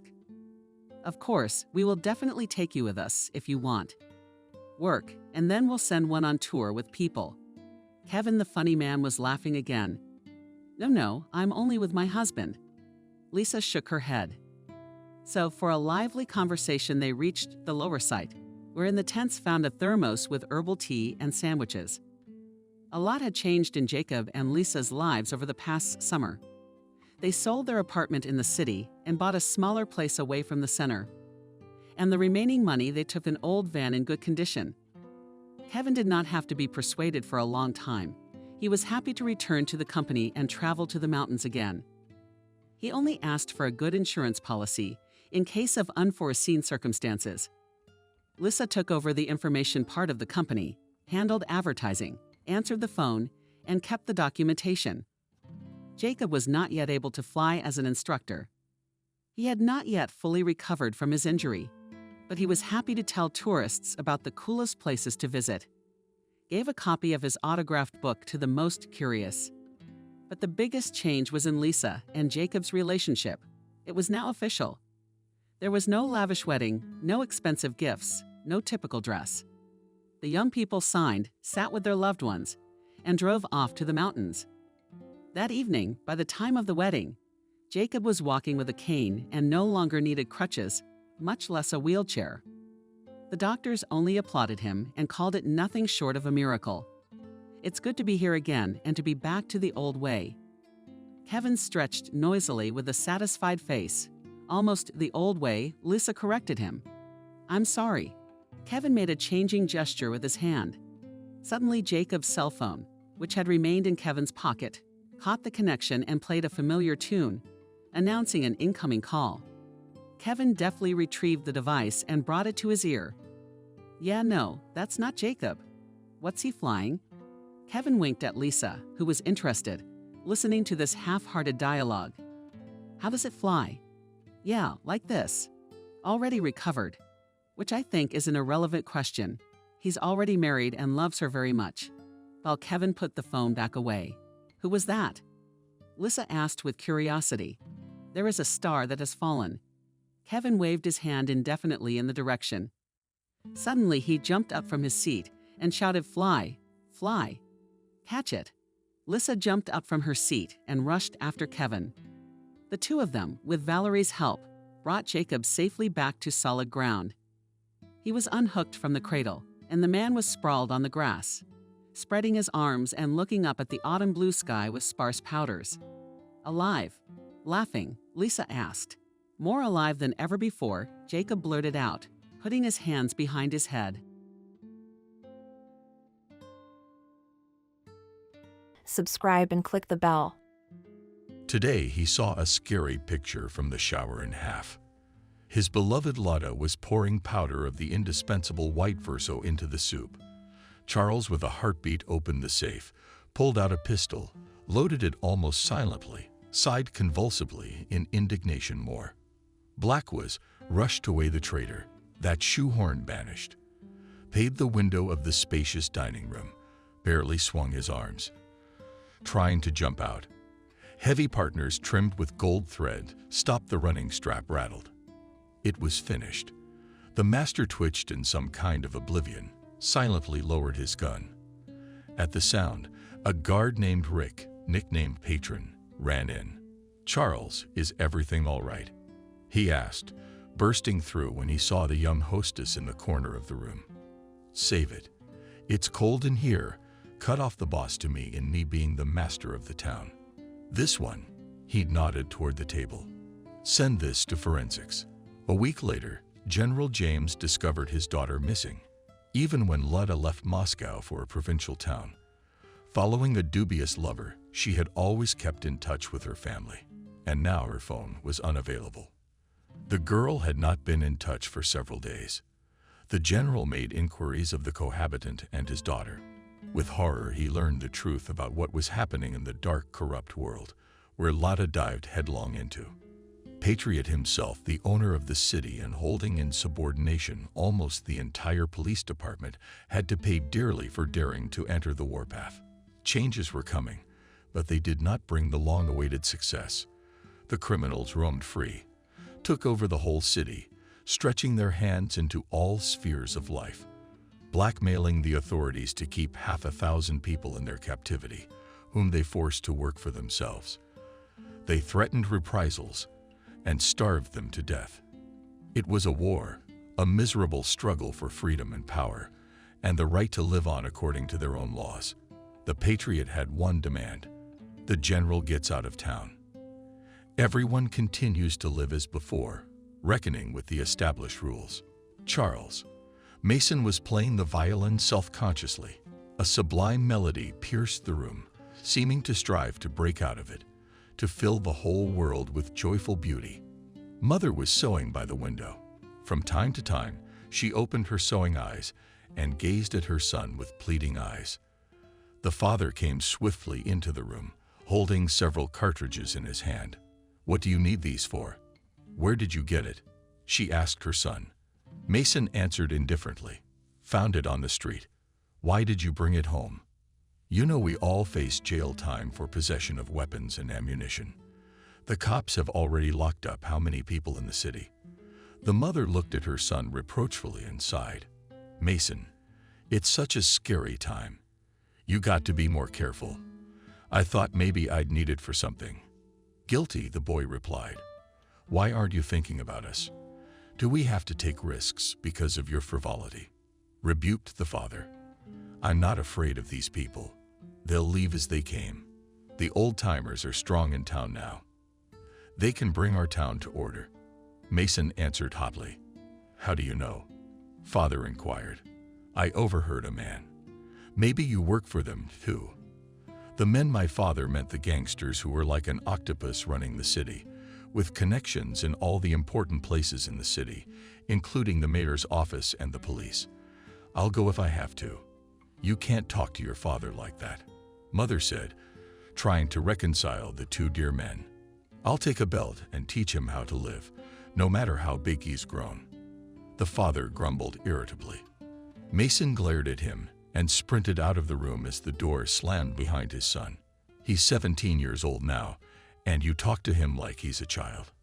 I don't know how to communicate with him, how to protect him from the threat of death. Seeing what's going on around people, recruiting, luring people to offer money, and these little kids are getting in everywhere. Now I'll remind him every day to be careful. Dear God, what's in store for them? Mason jumped out on the porch near the woodshed, saw Miranda's friend, went over to him, said hello by the hand, sat down beside him, and silently looked around the familiar yard, which was surrounded by 3 large houses, each with 2 apartments. On fences and doors hung notices that threatened punishment for withholding weapons information about criminals. Nearby hung a sheet with a portrait on it. On it was written "Wanted." From the poster looked the hard face of the Patriot ringleader and thief-in-law. Why are you so angry? Miranda asked. I talked to my father, and he took my ammo. What kind of ammo did you have? For the rifle. I wish I had other ones. I have to look at what I bought, said Miranda proudly, pulling a gun out of his pocket. Wow, where did you find it? Mason said enthusiastically. A friend gave it to me. He said he didn't need it. Now probably someone was shooting to the last bullet from those policemen, and then he was killed. It's a stranger's gun, but I could use it. Lucky you. If I could get some ammo somewhere, I could take a shot. But it's no use now. Lisa, a classmate of Sophia and Miranda, entered the courtyard and waved and smiled. Greetings, guys. The guy holstered his gun and called out to the girl. Sit with us. Tell me, what do you hear? Nothing good. Patriots holding hostages in an open-air camp. People need clothes, medicine, and food. So I'm wondering where to get it all. Is everything the same for you? I work in the bakery warehouse. You guys are on the breadline. Help people out. Lisa asked, do you know what kind of situation people are in? The breadwinners in the families who died, who is missing. They are deprived of all means. Everything in the warehouse is accounted for. They'll go to jail for stealing. Told my wife Mason, you try it. We have one good comrade, Mishania. When he was on duty, how many times we threw out a sack of flour to pay off the bandits, to keep them away from us. At least some bread. Take it to this address. Lisa gave Sophia a piece of paper. There's a woman with a child starving. Mason looked at Lisa and asked, Dina Sivyakov, and her patronymic as superfluous. She is almost our relative. How do you know? I asked. I was wondering what's up. What's up? I don't know. The girl shook her head and walked away. Our Zaroka took charity, wondered Miranda, how poor she was, tried to teach me chemistry. And I was an oak. Stop being a jerk. I know you, Zoe and Jacob. You were probably in love with her like most guys. Did she also tell you to pretend you're on the bandit side when the going gets tough? I know that without her. Look, get down, shouted Miranda. Mason recoiled in surprise, but he pulled himself together at once and said indignantly, You're a fool, Miranda. It's such a time to hide from everywhere. You don't have to teach me. Knowing me, I'll show you what I'm really like. The big men over there couldn't fight off the bandits. I'd rather die than be hungry and skinned like them. Picking through the ruins and waiting for Lisa to bring them a piece of bread. Miranda thought for a moment, then said meaningfully, Our Lisa is beautiful. But I feel that she will fall into the clutches of this patriot. She won't be able to fight him off. So what? Or do you like her? Mason asked. Who doesn't like her? Well, I don't mean like her. I mean I like all girls. Miranda winked at her friend and changed the subject. Jacob's not home much today. Shall we click him? He whistled shrilly. The window opened, and Jacob's shaggy head appeared in it, and he shouted, Hi. Hold on, just a little while. I'll be tucking the little ones in.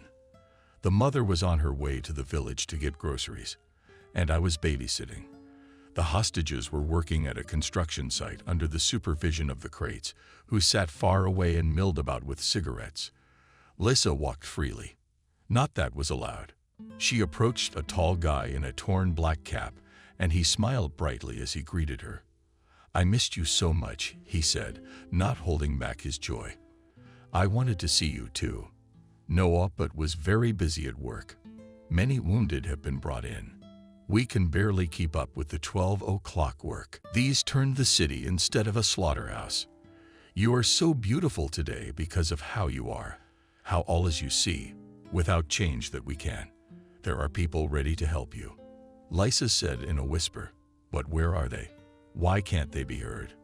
Lysa was silent and with a good-natured smile looked into the eyes of the guy, and then said, let's try to get them out of here. 5 men. Indeed, you speak the truth. Noah hugged the girl. She released herself from the embrace and whispered, she's watching. I'm sorry, you can't imagine how much I want to be free, to avenge the abuse and humiliation we endured. I feel the same way. My only advantage over you is that I'm not being held here under threat of execution. However, I am also deprived of the opportunity to study, to live freely. I am forced to work as a cleaner to have something to live on. I am forced to help my non-powerful mother. I'm sure that one day it will all be over. Your life will be completely different. You'll study and everything will be fine. Unfortunately, I don't think I'll live to see that time. They don't feel sorry for us here. Many people die every day. The corpses are taken outside and buried in a ditch. Young people die of hunger, of disease. But the worst thing is that nobody is going to fulfill the bandits' demands. It's as if the police want to take everyone at the cost of our lives. And so far, nothing is moving. I'm convinced of justice, and I'll do everything I can to make sure you live to see your release. And this is your lunch. The girl picked up a discounted purse. Thank you. Thank you, my dear. He tried to hug Lysa out of gratitude, but she shamefully ducked and said, the other day I'll drop by, prepare to run. I'll miss you and wait for you, Noah replied.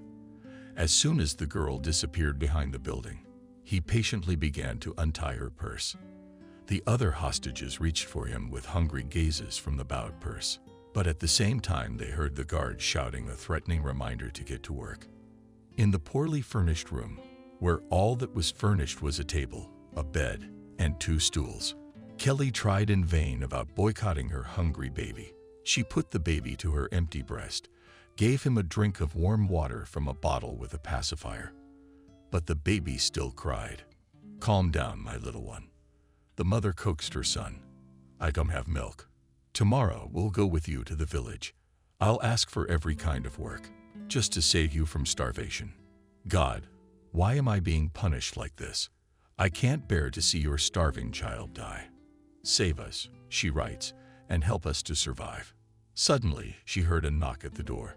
Kelly froze with fear for a moment. Then she tiptoed closer to the door and listened. Again, there was another cautious knock.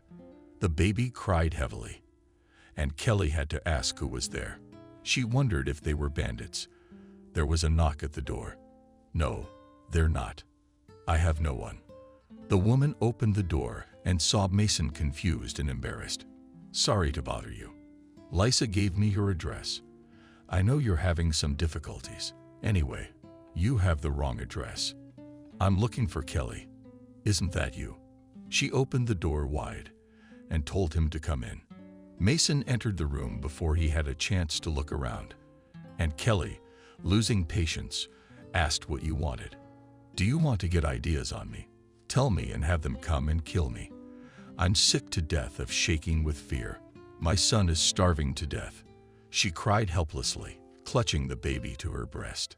Don't cry, please. I've brought you some bread. They give it to us at the bakery. I work there, Mason said hurriedly, handing Kelly a loaf of bread. Kelly looked up in disbelief and asked for the bread. Bread. It's for us. Yes, please take it. With trembling hands, she took the loaf, sniffed, and closed her eyes in pleasure. Quickly, she put the baby on the bed and herself put aside a piece of bread, wished, and then gave it to the child. He immediately calmed down. God himself sent you here, said a grateful Kelly. I am already despairing in different ways. Scary thoughts came into my head. I thought I'd starve to death with my son. Thank you very much. You're welcome. If it wasn't for Lysa, I wouldn't even know you existed. Mason was headed for the door, but the woman stopped him. Wait, who's Lysa? Can you at least tell me your name? Lysa is a classmate of mine. Does she try to help women like you? My name is Mason. What a rare, beautiful name. Why are we standing here? Please sit down for a moment. Tell us a little bit about yourself. I don't really have much to tell you about myself.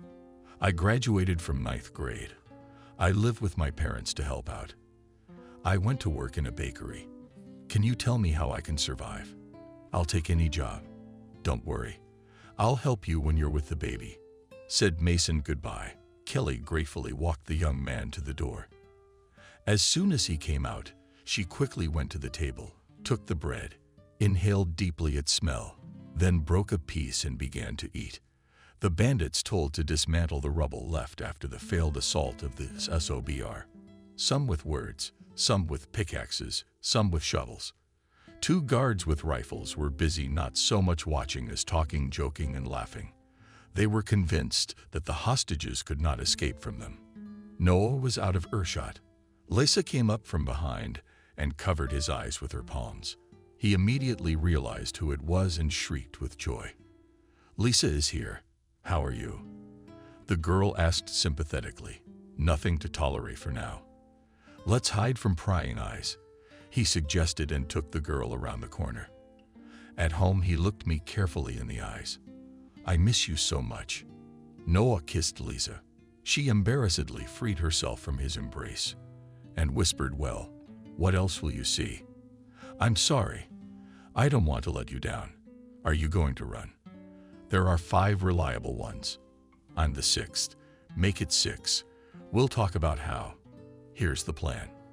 Memorize it and destroy it. The girl handed Noah a piece of paper. He hid it in his bag. Your task is to break out of the fence. Go beyond this line to cut the wire. I brought the pieces. Couldn't find anything else. Very useful stuff, said the guy and shoved the pieces out of the beggar's boot. The plan is to run to the cemetery, which is not far from here. Continued Lisa of the hostages in the cemetery. Noah smiled coldly. Bad joke, the girl cut him short. It's a Catholic cemetery. There the graves are made in the form of a cellar. By the 3rd tombstone on the right, clothes and food will be prepared for you. The grave on the plan is marked with a circle. As soon as you get out of the city, go out of the city into the forest. And then you think you don't know what's next. This is your lunch. Noah hastily took the bag from her hand. He wanted to unwrap it at once, but held back and said, Thank you, Lisa. You're a true friend. Give me a kiss. I won't see you again. Lisa reached her lips to the guy for a moment froze, but then shyly recoiled. Something frightened her.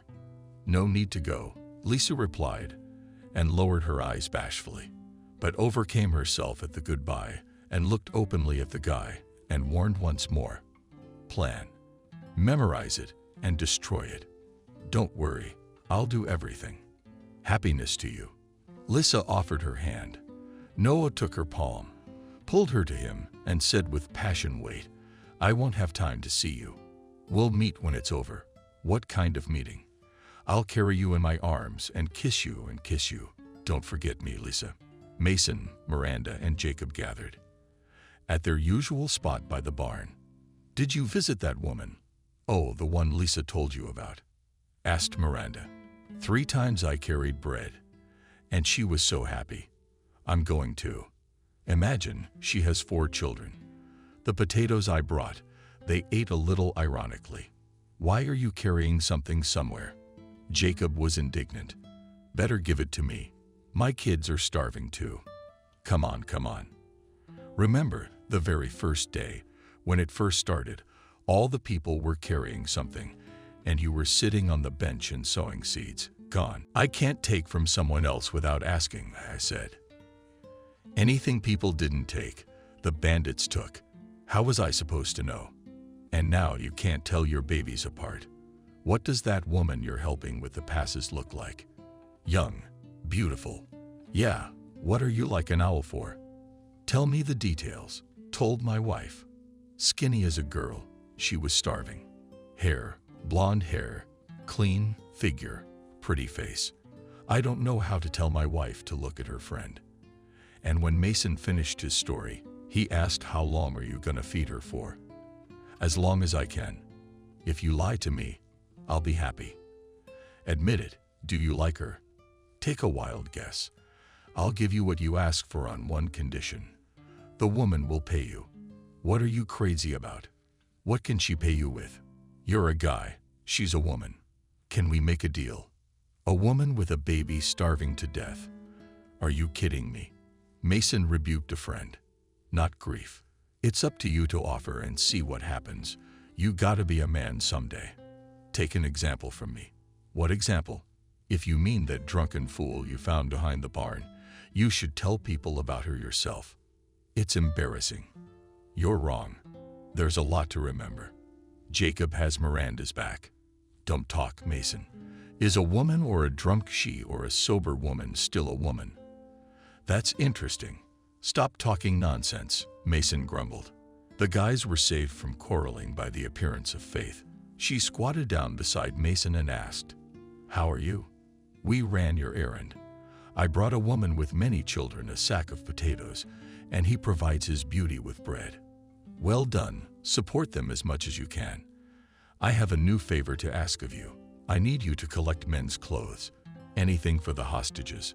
Miranda asked, without lifting a finger. Lisa gave the guy a stern look and started typing in her conclusion. There are hundreds of young men dying at the construction site behind barbed wire who could be working and providing food and heat for the city. We just need to help support them. They need to get out so people have something to eat, something to wear. Mason took Lisa by the arm, stopped her. "I'll ask my father. We don't have anything extra." "Mother barters everything she can for food in the village," Jacob replied. And Miranda shouted with disdain, sputtered saliva through his teeth. "Let me live as I want," I said angrily to the man. "How angry you are, Miranda. You don't know what life has in store for you. I need help. I'm counting on you guys." Lisa spoke. Lisa got up and went home. The guys escorted her in silence with arguments. "Lisa must have taken offense to you," said Jacob to his wife. "Why do you always have to be bullied?" Mason asked. "I don't know. It's interesting to pick on girls. They are so emotional, laughing or crying," replied Miranda. Kelly was having fun with the baby. When she heard a familiar knock on the door, she happily rushed to open it. Mason appeared on the doorstep. "I looked through all my eyes, and then I thought that today you will not come, because we are from the curfew in Rome," said Kelly, smiling. "Come in. Why are you standing on the doorstep?" Mason pulled some bread out of his bag and said, "Sorry, I'm a little late." "Here you go, Mason. When you address me as you, it makes me feel old. My bad. I won't do it again." "What's in the bag?" "Presents from Santa Claus." Kelly unzipped the bag and started pulling out the packages. A happy smile lit up her face. "It's all for me. We even got Manka's baby. The bun is really vanilla." "Mason, where'd you get it?" "I got it at work." "Where'd you get the groceries from?" "Did you go to another city?" "Paycheck to paycheck." Kelly sighed and said guiltily, "I'm happy, silly." "And then you'll feel bad. What will your parents say?" "I am an adult and can manage my own earnings. I wonder how old is such a grown man." Kelly's eyes squinted mockingly. 5 minutes to 18. 5 minutes. What's that in Gregorian time? "I guess it doesn't matter." "It does. Why am I attached to you?" "I was my age not too long ago myself. After high school, I got married right away. I thought I had a happy life ahead of me. But then this situation took everything away. My husband died as a hostage. Where was I supposed to go? Couldn't sell the apartment. Unless you sold it to gangsters, so those deluded people would kill." Kelly looked thoughtfully in front of her. Her eyes seemed to see nothing. Sophia felt very sorry for her. She wanted to caress her, to comfort her. But he only said all bad things will end one day. Everything passes. Unfortunately, nothing comes back. "Sadly," she replied, pulling out a violin case from her bag. "What is this, my violin? Do you know how to play?" Kelly asked, surprised. "Yes, I went to music school. My father gave me this instrument. He's a self-taught musician who plays by ear, but he's not really into it right now. You're gonna play this." Mason took out the bow and held it in his hand. A gentle fluttering melody spilled out in a wave. Kelly's soul and eyes shone and filled with joy, as if there was no hunger and fear of death, and only happiness reigned all around. Delight inspired minutes of creativity, and suddenly the melody stopped, as if there was no music. "I think I'm getting carried away. I might wake the baby." "Guiltily," said Mason. "Play, please, with your music. He sleeps better than he does to my lullaby. It must be late for you to rest." "No, play some more." The violin reminded me of a happy time when I lived in Moscow and ran to symphonic concerts with my friends. I went back to a lost joy. "Okay, here's another tune. I came up with it myself. I composed it myself. I've never seen a living composer." The violin sang of unattainable love and a big human heart filled with passion. And when the music subsided, the woman clapped her hands, as at a genuine concert. The violinist bowed low to his female admirer. Rich brown hair fell across his forehead. The wonder of these true melodies. "You're very capable, Mason. You should definitely go to the conservatory. Kelly doesn't have time to study. I have to go home. I won't let you go anywhere the whole time. They'll take away those inhumans and cry your beautiful violin. All right, you rest. I'll sit outside the door." "Mason, do you really think I'm that cordial? Do you? Again, tell me, Kelly, you, Mason, take a moment to sigh and make up your mind. Kelly, you are the most beautiful, the most wonderful thing in the world. Mason, I'm very happy. Put out your violin and let's rest." "Okay, I'm dozing on a stool." The girl smiled enigmatically, extinguished the lamp, went to the darkness, the bed, and from there sounded her affectionate voice. "Mason, come here. There's plenty of room here." And he went to that voice. Lips joined, softened by our excitement and understanding of what was happening to his heart and body. Kelly stretched out and towards him. He pressed her palm against his and found himself in a heavy, willing embrace.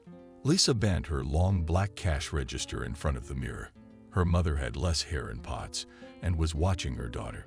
Wanted to say something, but she was either picking the right words or waiting for the right moment. Finally, however, she asked, "When are you going to go for groceries? We haven't gotten anything for a long time, and we have to live." "I've already gone," Lisa answered. "How and where are the groceries?" "I gave them to people who need them more." "She's taken hostages again." Sorrowfully, said the mother. "What do you care?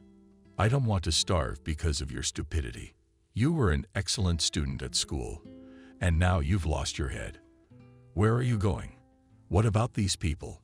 I won't let them in." Lisa didn't say anything. She opened the closet to get her dress. Her mother approached her, looked into the closet, and was stunned. "What is this?" "We've been robbed." Frightened, she asked, "Where's my father's suit?" "Calm down. I took it." "Why did you even destroy my father's memory? You didn't leave a single shirt." "I took it all out," Mother said indignantly. "Dad will come back. I'm sure he will, and he'll buy himself an even better suit. And if he doesn't come back, what's left of him? Mom, the dead don't freeze. They don't get sick. They don't suffer, and the living can survive and fight." My mother cried and sat down tiredly and said, "Lord, why did you punish me with this stubbornness? Sometimes I took a man's shirt, pressed it to my chest, and it seemed that here he was next to me. And now I'm deprived of it. That business trip had to happen the day before. I wish he'd stayed here. Maybe it's for the best. He managed to get to the east from Moscow, and here the bandits would have killed him. He was working for them. He didn't even know it. You know how my friend Cindy died, right? God help him if he comes back. I'm not letting you go anywhere. Does my heart sense that you're evil? Mom, I'm an adult. You have no right to stop me when I have to go." The woman seemed to grow taller and said threateningly, "You read the notices put up by the police for associating with a patriot. Straight to jail for breaking curfew. Life-threatening. You have no right to risk your life. You're the only one I have. But I'm not your property. They heard a car honking outside. Lisa glanced out of the window and whispered warily, "They're the ones who can't see the good man behind them now. They're behind me." Mom said. Lisa opened the window that overlooked the city and jumped out of the room. At that moment, several men with rifles and a dog entered the room. They saw the window open and, running to their Lisa, snapped the sheepdog at her. The dog jumped through the window with a wild bark, caught up with the girl, and knocked her down. The mother screamed, "Lisa, Lisa, help, help." The men dragged the dog away.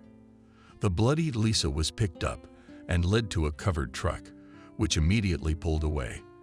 The defeated mother remained standing at the window. "Mason, I'm happy you're home." The mother, as soon as she saw her son relieved, sighed and crossed herself. The father indignantly asked, "Where would we have been up all night? Didn't know what to do, where to find you. I told you I was going to the sit-down." Supposed to be a sit-down, which has quietly turned into a night out. Dad was being sarcastic. "Tried to get home. Almost ran into a patrol. So I had to spend the night at a guy I know," Mason said. "Which guy?" Dad asked. "You don't know him." "I don't know anybody around here. I know every dog around here, let alone a person. My mother and I stayed up all night, risking our lives to find all your friends. No one could tell us if he'd disappeared. I have a right to my life." Mother, who had been making excuses until now, said sternly, "Nobody is taking your autonomy away from you. But we are obliged to know where you are so that we can help you in time or keep you out of trouble. But what could happen to me?" "Anything. Your classmate, Lisa. Lisa got arrested today." "For what?" Mason asked. "For being independent, I guess. Was as stubborn as you. And her mother didn't listen," replied her father. "You have to be very careful. The police have a short conversation. They'll lock you up for any article and intimidate you. So you are no honest man." There was a knock at the door. Livingston came in to break the door down. From the doorstep, she cried, "People of goodwill, can you advise me how to save my daughter? Liam, help. Do you know who I can go to for help?" The hostess slipped a chair and helped the guest to sit down. "What did they take Lisa for?" asked the father. "Do I know? They took her and drove her. When she saw the car through the window, she wanted to run away. But those animals let the sheepdog down. The cow dog led her all the way. They wouldn't even let me dress her wounds. Maybe you have some acquaintances among the employees?" Liam walked thoughtfully across the room and then quietly said, "I have one acquaintance. I'll try to find out from him. Be patient, Livingston. I understand your pain. I sympathize. I'll try to help you." The guest bowed, wiped her tearful eyes, looked at Mason and said, "My God, my son, wherever would they put you like that? Thank you so much for everything. I have only hope for you, dear neighbors. It breaks my heart to see what Lisa is waiting for. We are merciful and safer from suffering. Sorry to bother you, but there's no one to even go to with my bat. Sorry. Goodbye." Livingston walked out on senilely twitching legs. Father said sympathetically, "That's what grief does to people. She's aged 20 years in a day." "There is no greater suffering for a mother than to go through the misfortunes of her children," the wife said. The father turned to his son and asked reproachfully, "Hear what the mother says. That's how we get upset. If you are delayed somewhere without warning. By the way, where's your money?" "What earned Mason?" Afraid to look at his father, replied, "Lost it." "Where and when?" "Tonight, when I was running away from a patrol. Must have fallen out of my pocket. Another misfortune. But nothing, as they say. Find it. Don't be happy. Lose it. Don't cry." My mother calmed the family. "I used to bring bread from the bakery, but now even that is gone," said the father of that good man who allowed to take bread. "The police took it away from us because they suspected him of stealing flour. Instead of him came such fierce bandits that they don't give anyone bread. Only make sure that they pull someone across the back with a club. My mother sympathetically warned me to be careful, my son. Don't be angry. They should stick to this job. Otherwise there will be trouble, and I ask you not to stay in town after curfew time. All right. I'm not my own enemy. I can't see her, father said. In the gloomy prison room, a policeman was questioning Lisa with extreme prejudice. She stood with bloody hands and feet on Kosovo and stared sheepishly in front of her. Were you acquainted with the Patriot? Asked the investigator. No, replied Lisa without looking at her interlocutor. Warned that under the laws for false testimony and covering for terrorists, you face a big sentence. You were passing food, clothes to the hostages. How did you get in? Are you in league with a criminal gang? No. The investigator pressed a button on the corner of the desk. Noah was brought into the room. His clothes were torn, his face bruised. The officers of the law asked Lisa. You know, he is gone, replied the girl sympathetically, looking at the guy. Then the investigator turned to Noah and asked him if he knew the girl, and he nodded his head in agreement. Yes, it was she, Lisa, who brought me the food. It's all her fault. The police didn't say anything about us. The girl looked at her former friend and at the official with bewilderment. Did you like her? Asked that unexpected question. Noah, not understanding, shrugged his shoulders and answered she, interesting girl. As a man, can you understand me? I'm behind barbed wire. She finds an opportunity to pass me food to fondle me. Young, pretty. Did she like you? I think so. Why else would she? The investigator smiled squeamishly, looked at Lisa bloody with spontaneous hair and said, I think you wanted to fondle her. I didn't have time for that. I'm guarded all the time. Take her now, use her. There may not be another occasion. Noah blushed and coughed. Here and now? He asked. Here and now. I'm not going to book a hotel room for you, am I? No, I can't do that. I want her to answer, said Noah. My consent is unnecessary. I give you the use of her for half an hour. Is that enough? No, I can't do that. You want to live like a human being. Do you want to live like a human being? The policeman asked.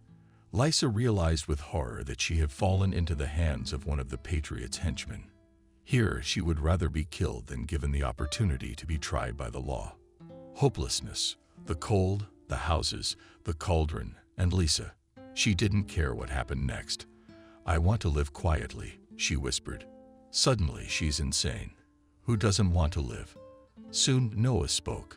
Maybe that's why I ran away, because I saw how many people were dying around me. And I wanted to live. Noah moved closer to Lisa, speaking softly. It wasn't my fault. We were taken when we were walking down the street. Let's do what our Mr. Officer commands. Maybe he'll give us life. He touched the girl's shoulder. She recoiled, spitting in his face. Noah wiped it away confusedly with his sleeve. Helplessly, he looked at the investigator and complained she didn't want to. Probably did not love me, only pity me, nothing to love. That's what you are given, the male power to break her will. And if necessary, even her backbone. But you got what you wanted. I don't want anything. Just keep me alive. Beg. The investigator smiled and answered, if you think you are worthy of life, then tell me about your escape, and I will listen again to better understand your Slavic souls. Noah withdrew from the faith, looked carefully into the officer's face, wanting to understand what he was trying to accomplish, and he began to narrate quickly and confusingly. So it was she who brought me the pieces to bite the wire, and there's no way to save everyone. We're under the gun 24 hours a day. My bad. I chickened out. At first it was just the 6 of us, but some other people ran after us. I don't know how many there were. They rushed straight to the river and swam to the other side. And we acted according to plan. But the guards caught on quickly. Half of them were shot. Some were brought back. And I managed to escape. And then I came to you. I couldn't save anyone, and neither could she. Let's go, said the cop. What happened next? And that was the end of it. By then it was dawn. It was dangerous to go out. I decided to wait until evening in the park. I had money. I decided to buy some vodka. I had to celebrate. I ran out after I'd had a drink and the patrol came. They took me in. I'm a well-known face. Everyone knows me. Head of a construction firm. And a hostage. They even wrote about me. And here I am. And I'm suspected of being connected with bandits. You're working hard, aren't you? Do you recognize him now? I didn't recognize him. Lisa answered stubbornly. Lisa, how can you lie so shamelessly? Remember when we kissed when we said goodbye? You promised to wait for me. What changed? I knew a hostage, a brave and honorable young man. And this is the first time I've seen this wretch. The investigator asked the girl bluntly, Who directs your activities? No one. I don't know anything. Okay, I'll help you remember, said the officer and hit Lisa with a rubber truncheon with a swing. Lisa fell to the floor. The man gave the baton to Noah and said, Now you hit. No, no, no, no. I can't get up. Hit her. Noah got up. He leaned over the girl. She didn't even move. She had to be. She's dead, the former hostage said. She doesn't seem to be breathing. We're living her now, the interrogator replied. Grab a bucket of water and pour it upstairs. The girl from the hall opened her eyes, looked around the room as if trying to figure out where she was and what was happening to her. She saw Noah and closed her eyes again, unwilling to accept this terrible reality. One of these days will convict her and send her to juvie. Mason played the violin and his mother knitted by the window. Then she put aside her work, looking at her son, listening to the music. Listen, father, she whispered, so as not to disturb her son. How does Lisa? Mason, engrossed in the game, did not immediately hear the question. But as soon as he did, he cut off the tune and asked, What's going to happen to Lisa? Nothing good. I don't know how Livingston can't tell. Really, the depressed McAllister muttered. I've been to see the warden of the prison. He said Lisa was taken as an ally of the Patriot. There's a big sentence for that. She'll be tried as a father, hospitals, terrorists. Protect, save the poor girl. The mother sighed. So how did the police know about everything? Asked Mason. The very guys she wanted to help her escape gave her away instead of leaving town. One had been drinking and fell asleep in the park. And then the patrol showed up. Now Lisa is being beaten mercilessly under interrogation. How am I going to talk about this? What a horrible life. Young people getting killed. And how do parents endure it? The mother said with pain. A friend told me about an incident, said McAllister, looking at her son.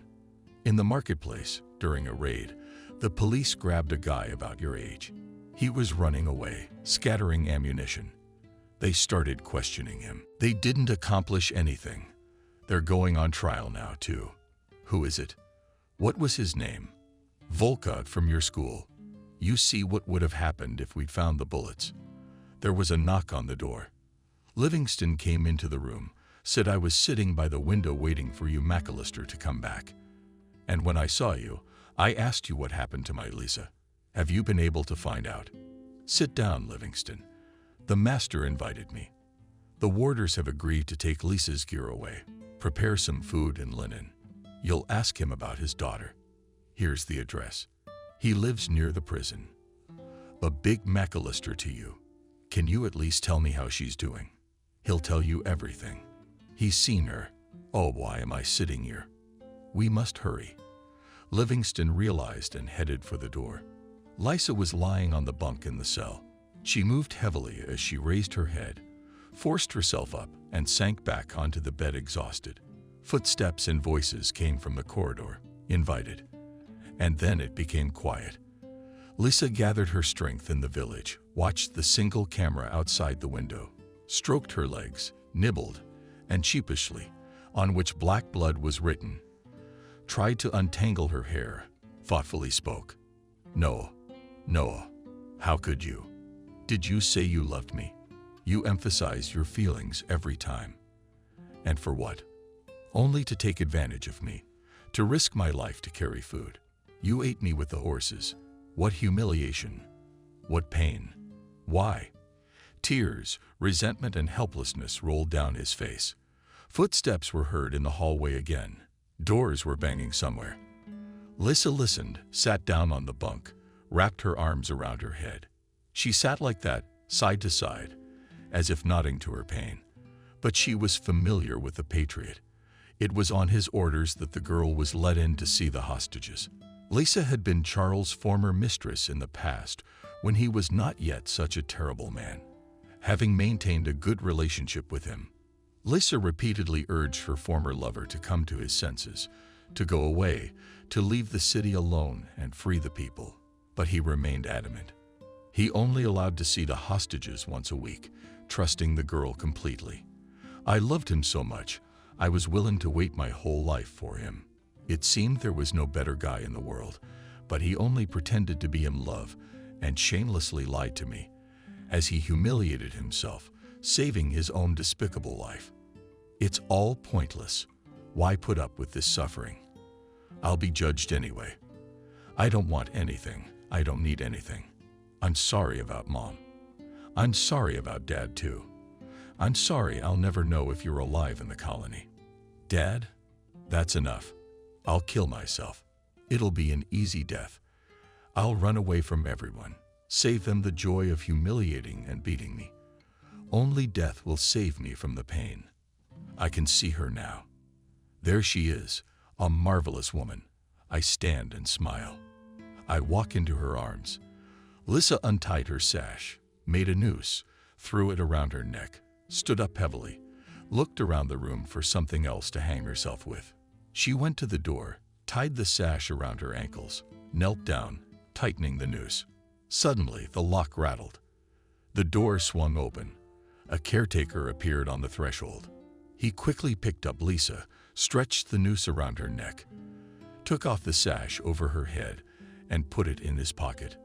Only then he threw the girl to the floor, saying, "You fool, I don't do that kind of thing. We do not die without permission. I serve here, and no one has hanged himself. Look, I've got a good sense of smell for suicides here." He waved the door and walked out. Mason and Miranda were sitting on their favorite place, from where the whole yard was clearly visible. They saw Irina's mom go into the house. "Lisa is probably going to be sent to juvie," Mason said. "How do you know?" The prison warden said. "You shouldn't have been hanging around with anyone. Not ours, not yours. It's not clear who the sly broad was working for. She's not worthy to be pitied. They say our classmate is on trial, too. What for? Why do bandits walk free and peaceful people suffer? How long can we put up with this? We should beat these monsters with hot tar and drown them in the river. I will retaliate, but I don't know how." A man approached me, saying that there are people in town, fighters for justice, offering to join. "What did you say?" I didn't say anything at the time. I thought maybe he was some kind of provocateur. Now I'm going to take revenge. I'm ashamed. Mason, that people are dying, and we're sitting here. I gotta find ammo for my gun, and shoot both of these subhumans off one by one in person. I can't kill a man. Bandits aren't people. They're worse than animals. And you'll kill if you hate the way I'll look for someone who's rebelled against the city's authority. I'll do anything he commands." Miranda turned away, furtively wiping away tears. There was a knock on the door at dawn. Kelly was very frightened, fidgeted, but still, overcoming fear, approached the door and asked for someone. In response, she heard the voice of Mason rejoiced, "Open the door. You're home early. I thought you were so scared of me. You always come in the evenings from the night shift and straight to your place," he said. "Kisses, Kelly. Here's a tip." Kelly took a freshly scented bun, inhaled the aroma, and even closed her eyes in pleasure. "Oh my God, it smells so good. Where did you get the bakeries?" Kelly gave her a hug and a kiss. Mason whispered gratefully, "Oh, you're my breadwinner. I would have starved to death long ago if it hadn't been for you. You will not quarrel with your parents." Then Mason smiled and turned away. Kelly took a bite of the bun and muttered, "What flavor?" The same buns they sold in the Opera House cafeteria. and lemonade and ice cream. Lights on. No, don't. I can see you're wonderful as you are. You make me shine like the sun. What do you hear in town? I don't go anywhere. I'm afraid of being rounded up by people I know, so no one recognizes me. I'm afraid of everything. The bandits are rampant, and the police are out of control. I don't know where they are, and where they are not. Where's the truth? Where's the lie? Our Lisa has been arrested. The one who gave me your address. Why did she run to the hostages? That's what Kelly said to me once thoughtfully. Don't think like that. What are you being punished for? People are divided now. One of my former classmates joined the police force. Did he grab someone? Some are hiding and trembling in fear. And some are thinking about how to free the hostages and get these subhumans out of our city. Who are you with? Mason? I only want to be with you. I fall asleep thinking of you. And then I wake up and you're in my mind's eye again. Kelly smiled, stroking his hair, and asked, "And what do you think of me, remembering what was and dreaming of a new meeting, so you know how I wait for you every day? And not just because you bring me food. You see, you're the only soulmate I have in this town. You're my only hope. My God, to live through this nonsense. What a blessing it would be. What a joy. I love your violin. Do you play so well that your soul soars to the skies? Always come to me with your violin, not knowing what awaits me, but I'll die with your name on my lips. Don't think bad thoughts, please. I'll bring the violin another time and leave it here. No, don't leave it here. There's no telling what might happen to me. Don't be afraid of anything. My little swallow. We'll live forever. I love you so much. I never even knew it could be like this." Mason kissed Kelly long and passionately. Then he picked her up in his arms and carried her from the bed into the semi-darkness of the room, where a low whisper came from. Don't hurry, don't hurry. Dear neighbors, pardon me for coming to you with my grief. There's nowhere else to go. They condemned my only joy and hope. Isn't my Lisa in the colony with me now? No, I can't believe it. All I have is a note from her. Please read it. I'm blind from crying. The landlord helped Livingston to sit down, took the note, and began to read. Mom, I had a confrontation with one of the Patriots' men. They promised him a reduced sentence. In return, they said things about me that I didn't even know. I wish I had time to say goodbye. All right. Wait for me. We're saying goodbye. Take care of yourself. Kisses, your Lisa. The landlady, wiping her tears, said we sympathize with you. She'll be back. I can't wait. The mother said bitterly, not believing what was happening. I was already crying all my tears. McAllister, dear, what to do? Will there still be a way to appeal when things settle down? I mean, it's not the real police, it's some kind of rogue cop. It's rampant. The guest cried herself to tears. The hostess gave her a glass of water. The host thoughtfully said, I don't know, Livingston. What can I advise you? How can I save and justify Lisa? I don't know. Livingston rose abruptly. And said, I will pray for her Lisa day and night. My poor girl. The landlady patted her neighbor on the shoulder and said, I sympathize with you. My dear, please contact us if you need anything. We will help you. We are responsive, said the mother. Livingston tiredly went out to grieve. Mason whistled under Jacob's window, and the smiling face of a friend immediately appeared behind the glass. He waved his hand in greeting. A moment later, he popped out into the street. What's with the candles? Wake me up, said Jacob. Come to my place. I'm late from work today. I have to make up for it at home. Where were you? Where was I? I'm not there anymore. Guess Kelly got jealous and said, Jacob, let's go and guess you. Well, at least you'll know a lot. You'll get old soon. A friend is called. Jacob resented, but obediently followed Mason. I can't wait any longer. I'm going to search through my friends. 12 o'clock has passed and he's still gone, said Longman. Grab a big handkerchief to tie him up. But where will you look for him? Let's wait a little longer, answered McAllister. Suddenly, the door opened and Mason and Jacob appeared on the threshold. "They're here at last," the mother exclaimed happily. "Where were you until then?" Father asked sternly. "I wanted to have a good friend, and that Jacob offered to visit him. So I helped him at home with his brothers. And then we talked until almost lunchtime, and we played a little chess," Jacob added. "You could have come home, and then you could have gone. You know that Mom has a bad heart," rebuked Dad. "My bad, sorry. Mason, you're on the night shift. You need to rest up for work." "God forbid I fall into some bakery dough," Mother said thoughtfully. "I'll get more rest. Now I'm hungry." Jacob went to the door and said, "Well, I'll be off." "Victory is with us, Jacob. We have no sweets, but I'll treat you to borscht." "Thank you. And I'll go." Mason stopped his friend. "Jacob, enough. You're being given. Take it, hit it, run away." The men sat down at the table. The mother poured them each a plate. The boys began to savor it, and Jacob, as a guest, praised the dish. "Very tasty borscht. I do not know how to make it, but my kids eat everything like locusts." "Is your mom at work?" the landlord asked. "Yes, and if I have a free day, a friend of my aunt's goes to the village and works there. She pays with potatoes, cabbage, or beets. I have to babysit all the time." "What did you cook today?" the landlady asked.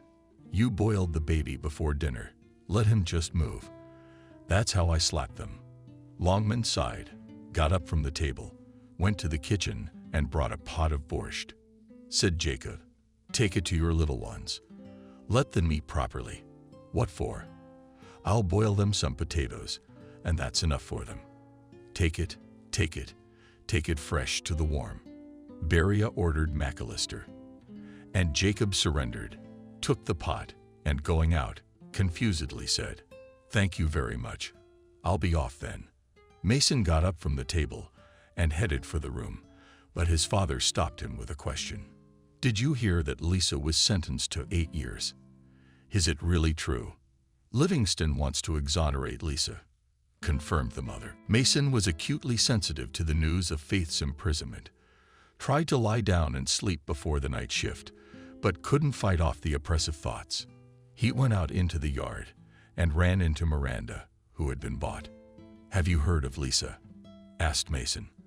"Well, I don't think she'll ever be here again," gloomily replied the friend.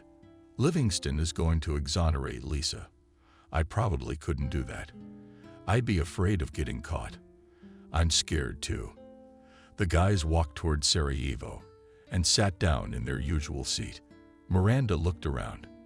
There was no one around and quietly said, "I have an uncle who says he wants to fight the bandits himself." I said we have to be ready for any surprises. No one knows where their men are sitting. They say the mayor himself is tied up with them, but there's no proof of that. The cops are sitting there like they're dead. Nothing's moving, and the hostages are getting smaller. They ain't getting fed. There's no one left to save and protect. What do? We have to stop them from seeing something to make them sleep. How do you send them off? Very simple. In the warehouse where I work, there's wine in huge bottles that these subhumans drink. They've spiked with poison. What if they get caught? Mason's worried. It is spiked when no one will see. Miranda replied nonchalantly, "It's still dangerous. Some of your own people will get poisoned. I'm living dangerously now. If they bring me poison, I can give it to you. Can you also try out for your team?" "Well, no, I can't. We hang different bread in the same tea rooms. White flour for the bandits and rye flour and sawdust for the public. The poison could go to the wrong address. Think about it. See if you can figure it out. I wish those scum were dead. I hate them. I'm gonna get revenge for Lisa." The guard was looking for workers at the bakery gate. See if anyone was carrying stolen bread. The last one was Mason. The man looked for him, found nothing. Suddenly, someone pulls out a hand with a loaf in it. He came at the guy with a rubber truncheon. Mason fell to the floor. They started kicking him. When the guard stepped back, the guy remained motionless. From a cut lip began to bleed. Two workers who were watching from afar picked the guy up and dragged him out of the gatehouse. One of the workers mumbled and knocked the guy down by one bun, so that the redhead would choke on that bun. "Mason, are you alive?" The other worker asked. Mason just waved his head in response. "Why did you need that bun? You almost lost your life for it." "I wanted to give it to Kelly. She loves it." "Who's Kelly?" "My favorite girl," Mason whispered. "You can't take the rolls to Kelly now," said the first worker. "How do you know? Maybe she'll come to him herself." "Mason, he's not on his feet," said the second worker. "Let me carry him on my shoulders." "How much does he weigh?" "No heavier than a sack of flour." Mason was lying on the bed with his eyes closed. His mother came over, lightly touched his forehead with her hand, said, "Thank God, today is the first time in 2 weeks there's no fever. It's time to get well." Mason opened his eyes, smiled weakly. "Mommy will get well." It had been 2 weeks. Mason was surprised, frightened, because he immediately thought of Kelly, how she had lived there during that time.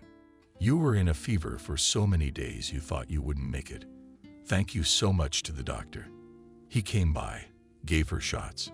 Said you had kidney damage. Are you hungry?" "No, but only thirsty."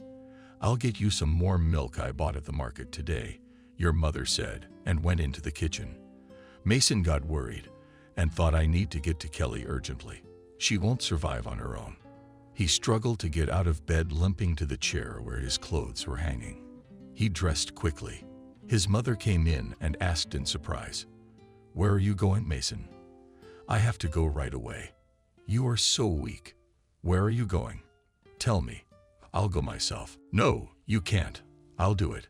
I really need to." "I won't let you go fast," said the mother of the road. "I really need it. I'll die if I don't see her." "That's it. I guessed it. Some girl keeps calling you. Let's go to her together." "No," I answered the son, and limped out. The mother went to the window, looked after her son, saying, "Wah, my dear child. This is my son. He stole a bun at the bakery and almost died. What kind of love is such a deadly love?" The door to the room was wide open. Some of the women's clothes were lying around in the empty room.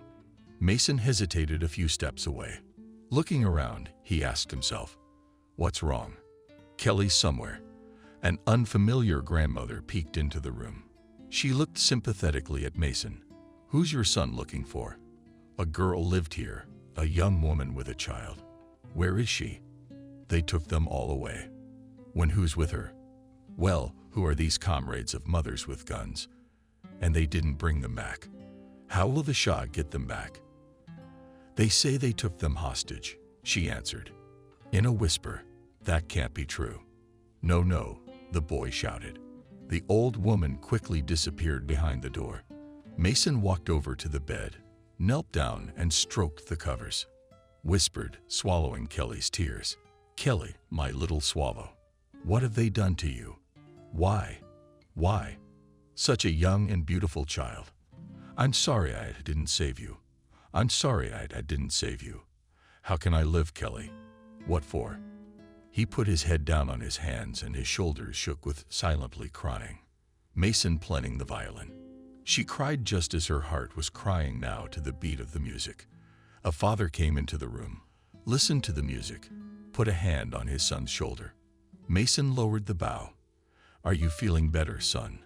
"I don't want to stay home anymore. You can't go back to the bakeries. I've arranged with someone I know to take you to deliver the mail." "I don't care," replied the son, who needed to hide from his pain for some work. "You know, everything happens in life. We get beaten, destroyed, and we have to live, survive. That's our main goal. If you want, you can go to your new job tomorrow." "Okay, Dad, I have to study music. The violin forgot my hand." "Study. I won't bother you." The father went out, even though he was strict, felt the pain and sadness that Mason felt. Suddenly, Miranda's naughty face appeared in the doorway, and she shrieked joyfully, "Igor, you have already recovered. Good for you. I'm visiting you. You're lying down. I didn't know. And now you're playing the violin. Why are you so gloomy? I'm wondering how to go on living." Did something happen? Kelly's been taken somewhere. I understand the aunt. Remember the one I used to carry the potatoes for? Her kids were all taken away. A week ago, we were driving around in a car, and those gangsters were gone. I hate them all. I can't look at those smug faces. And mine. Kelly, I guess I can't believe it either. Is that why you're so sad? You introduced me to that uncle. I want to fight those scumbags too, says Mason. That's great. I have an appointment with him in the morning. I'm going to my new job tomorrow. Where? At the post office. Okay, if you want, I'll find you. Agreed, Mason replied. Mason, under the supervision of the muzzle, became a tall man, took out of the carriage bags of newspapers and paper sacks of correspondence stacked in the car, saw his wife and a stranger watching him from afar. He did not stop the work and did not pay attention. When the last sack was loaded with the cart, the warden with a gun went to escort the mail. Only then did Mason approach the friend. It was Mason who said to the stranger's wife, "How is the mail?" asked Mason.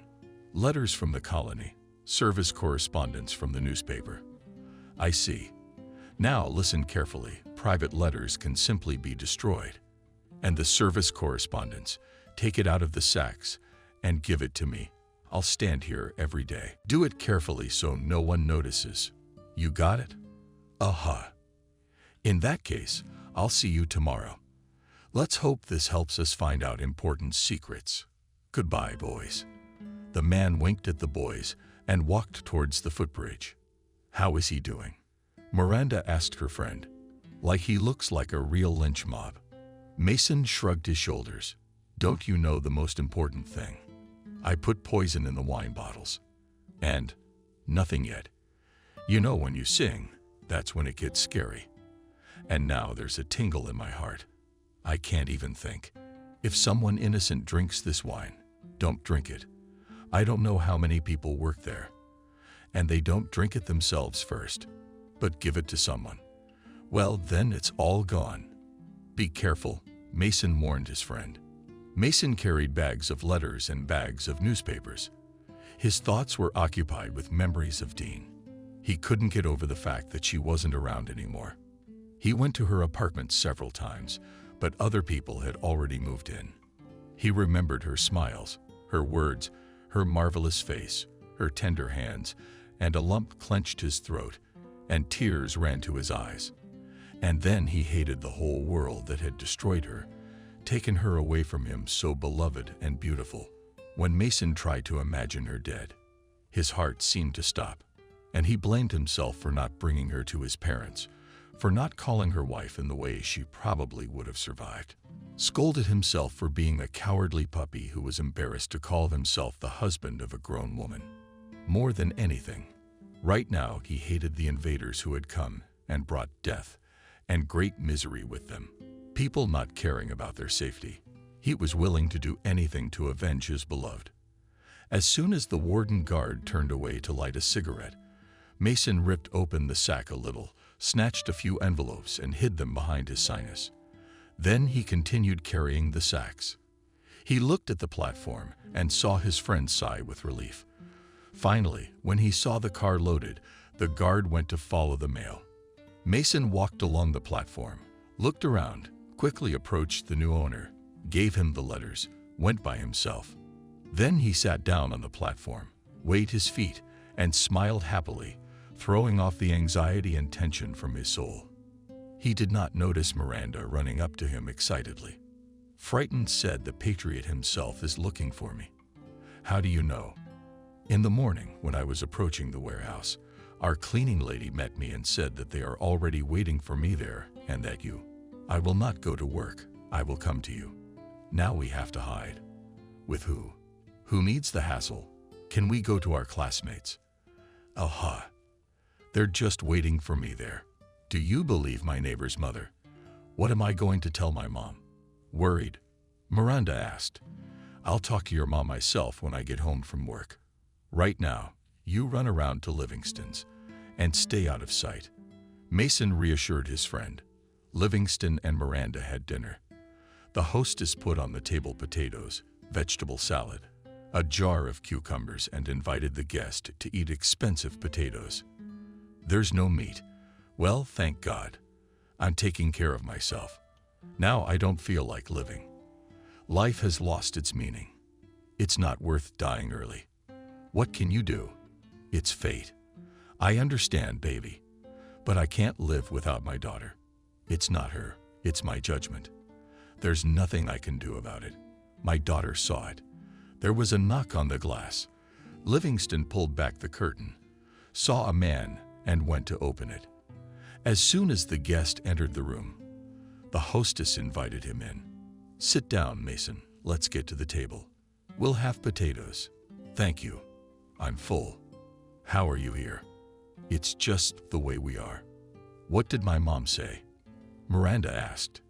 Mason thought about how to tell his friend the terrible news, and then said quietly, she was taken away. Miranda got up from the table and paced the room nervously, thinking to himself, but why her? It wasn't her fault. She has a heart condition. She doesn't even know what happened to me. My mom's not gonna survive this. What am I supposed to do? Let's think about it together. Let's talk to my father. I know what to do. Miranda suddenly said confidently. What are you going to do? Asked Livingston. Say, pile me up with wine. I'm going to die anyway. I don't need anything. I'm going to go save my mom. Wait, take your time. Try to stop my friend Mason. There's no point. Every minute is killing her. I have to hurry. He threw his sweater over his shoulders and ran out of the room. Mason followed him. Livingston was alone. She sighed, wiped away her tears, and whispered, children. Children, how hard it is to give them, how hard we make them grow up, and so quickly take their greatest value from us. And now what? Emptiness. Mason's parents didn't sit down to dinner. They were expecting their son, who had gotten off work. What are we going to do with this guy? There's already a curfew and no curfew at all. Bitter, the mother said. Kate wrong. Doesn't think we worry and fret here at all. Alone we have it, I think, as it is on our son, replied the father. How hard can it be? You never know what to expect the next moment, such an unpredictable life. And why do these bandits keep creeping and creeping, as if there is no other land? They're in all the stores, not even in the hospital. Their agents and spies are everywhere. Like a third eye in the back of their head, they can see everyone, watch everyone. Patriot has taken over the whole city. It's a bloodbath. How could it have come to us? People don't know how to live in peace and harmony. That's why God is punishing us for our sins. We have to get out of here. It's high time we quit in secret. Jacob came into the room and guiltily said they were saying Mason had been captured and put in the detention center. Oh my God. Oh my God. Why? Longman cried. I don't know. Who told you? Asked the father. Jacob's place is cold. Looking from under his eyebrows, some uncle came to the yard and warned I was there with my little ones. At first I didn't believe him. What if it's not true that he's in jail? The uncle told me to tell you. I keep waiting. Maybe Mason will show up and it's all a lie. I see Mason's not here, so I thought I'd tell you. Thanks for telling, Jacob. Go home. Good night, said Jacob and went out, suffering from the fact that it was he who had brought the bad news to his friend's parents. The mother cried out, but her husband stopped her abruptly. In short, one should not mourn for the living. I'll go to my acquaintance. Maybe he's heard something about our Sophia. It's curfew time. How will you go if something happens to you? I'll go crazy. What can your comrade do? We have to go to the authorities. What authority? This gang of murderers can hire a lawyer. What lawyers? They judge without a trial. Do they need people? They say they take them all just to show the appearance of police action. Vladimir McAllister went to the door. His wife's eyes filled with fear and tears, bloodied with a broken head, with a terrible antique blue face. Mason stood in front of an unfamiliar man who had a rather handsome appearance. Who taught you to tear up bags of service mail? The man asked sternly. I didn't tear anything. When I picked up the sack, It was already undermined, and under the weight of it, it had completely separated. Mason replied, "We're starting to lose mail. Who are you passing it on to?" "I didn't take anything, and I didn't pass it on. I'm gonna have to beat it out of you." Mason nodded to the men at the door, and they began their interrogation. Mason remained sternly silent, as if he felt no pain or suffering. They began to beat him. They moved back to the window. The man took a drag on his cigarette, then nervously flicked it away, grabbed a bucket and poured water on Mason. The young man almost died, but never said anything. Amble was picked up by the boys under his arm and dragged out the door. "Are your parents not enough or not enough? We used to send such people to Siberia for hard labor for life. Do you understand?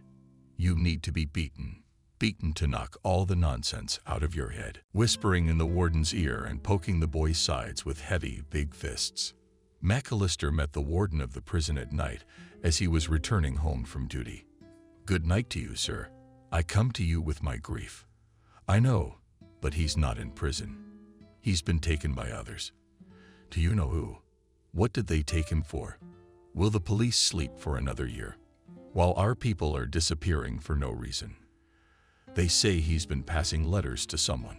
Who knows who he is? Do you know what happened to Mayorov's son and mother? Miranda was my friend. It's not good. They've been sent straight to the hostages.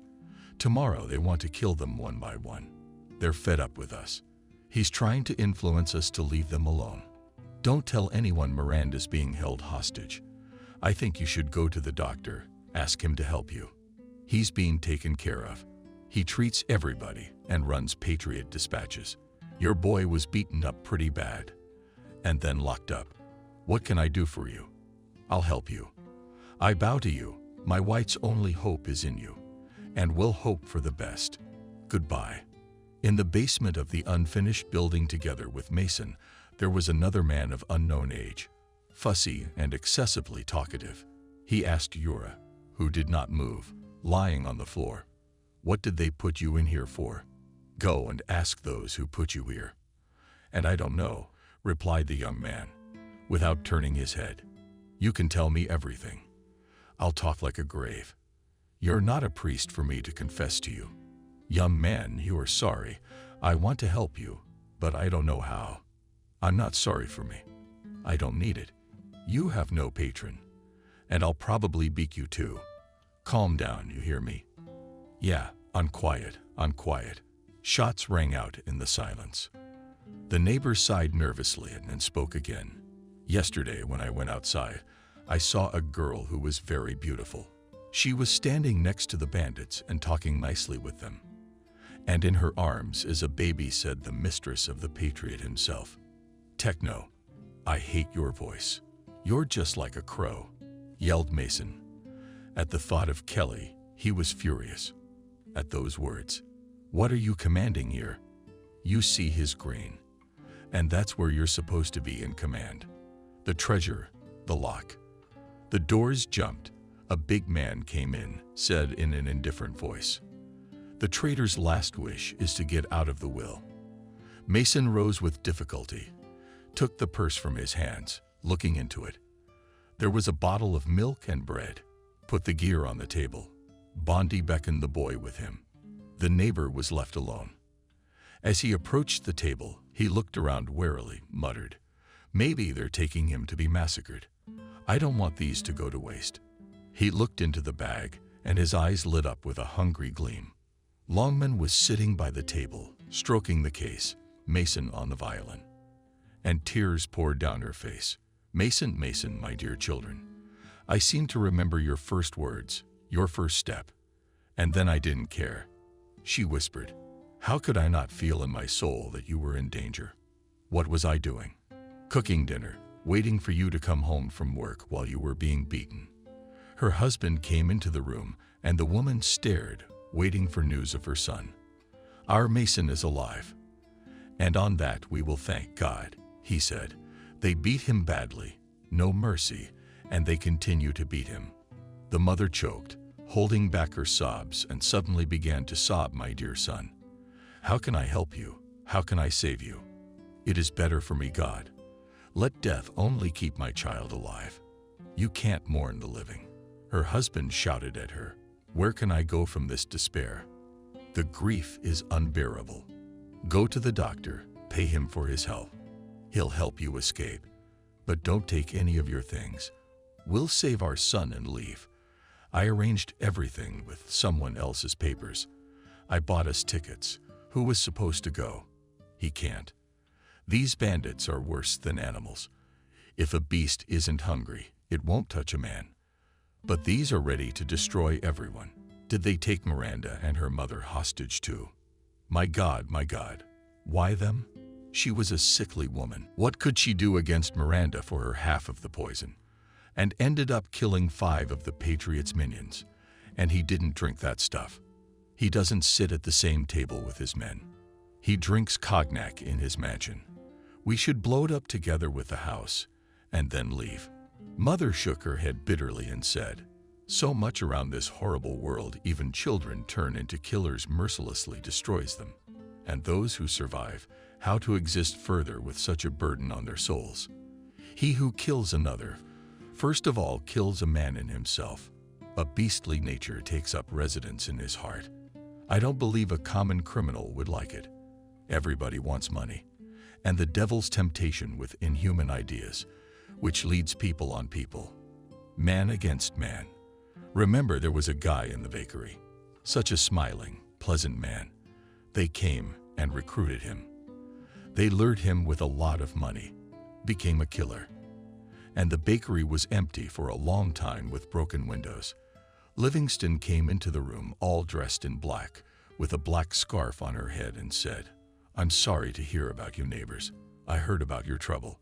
If there's anything you need, just say the word. I don't hold on to this world. I'm not going anywhere. I don't want to go. That's it. I feel like my Lisa is coming and calling me." I looked around. There's no one there. Yesterday on the other side of the street, I saw a girl like my Lisa with a long black braid and a blue dress. I rushed after her, shouting, calling. She didn't hear me, didn't look back. While I ran across the street, she went into the yard and disappeared. Maybe my Lisa isn't in the colony, just hiding out at people's houses. Yes, God willing she's here, God willing, said the landlady. And you hang in there. Mason's a smart guy. Maybe he'll run away. I'll go. I'm going to walk around town. Maybe I'll meet my daughter. Livingston walked out, and the owner said sympathetically, "She must be hallucinating from the nervous shock. Poor woman." Longman replied, clutching the violin case to her chest, "You know I have music in my ears all the time, like Mason is playing in the next room. I can't hold back the tears, and I cry and cry. If tears helped, I'd cry too. Sometimes a life hangs in the balance just so he doesn't get killed, just to stay alive. I'm going to that doctor. We'll call him and write it all off. A new life will begin. Trust me." A huge big guy led Mason down the hallway, holding his hand and whispering, "Be patient, not admitting guilt. They have no proof. Maybe it'll all work out. Do you have to run? I'll tell you how. Like a wife. Keep him here somewhere quiet." A man opened the cellar door, shouted in an angry voice to the marching place, "And not Muammar here." Mason, dragging his feet heavily, walked in before his, lay exhausted, slumped over. His neighbor looked at him and muttered, Come on. I thought you were going to get killed. Look, give me a break." Mason replied, "You weren't beaten. Did you confess? Who the hell are you? A sitting duck. You think I'm weak," said the boy. Got up, went to the table, saw an empty purse. "Where's my bread? Where's my milk? I ate it all because I thought you weren't coming back." Mason shouted frantically at his roommate, "I'm bleeding you dry." Mason cowardly ran to the door, started fussing and calling for help. The big guy showed up and distracted Mason. "What's the matter?" the warden asked. "He ate my gear," said Mason. "Stay quiet so you don't make a sound. Next time I will give him the gear in the name of justice," said he, and walked out of the door. Shots rang out in the yard. Another gunfight. It happens here. The cops send their agents out, hopes to catch the man in charge. One of these days, you're gonna get killed too, said the cellmate with a vengeance. Heaven knows when and who to pick up. Maybe I shot you so you wouldn't stink up the place, Mason replied. In the sky. You're wrong. God has withdrawn from us. The devil has come to earth. He buys our souls with our spilled blood, and we serve him. Shut up, because I'm gonna start killing that devil inside you. Silence, silence. In the night, Mason woke up to a gunshot and listened. What do you think it is? Cautiously asked the neighbor. I don't know. Maybe the cathedral we have such decided to save, answered Mason. It will come. This power cowardly police all sits. Already like a month they will come to us. You know what kind of power the bandits have? One explosive so much that you can level the whole city to the ground. And they have women and children there, mines encased as a raid, so everything will fly.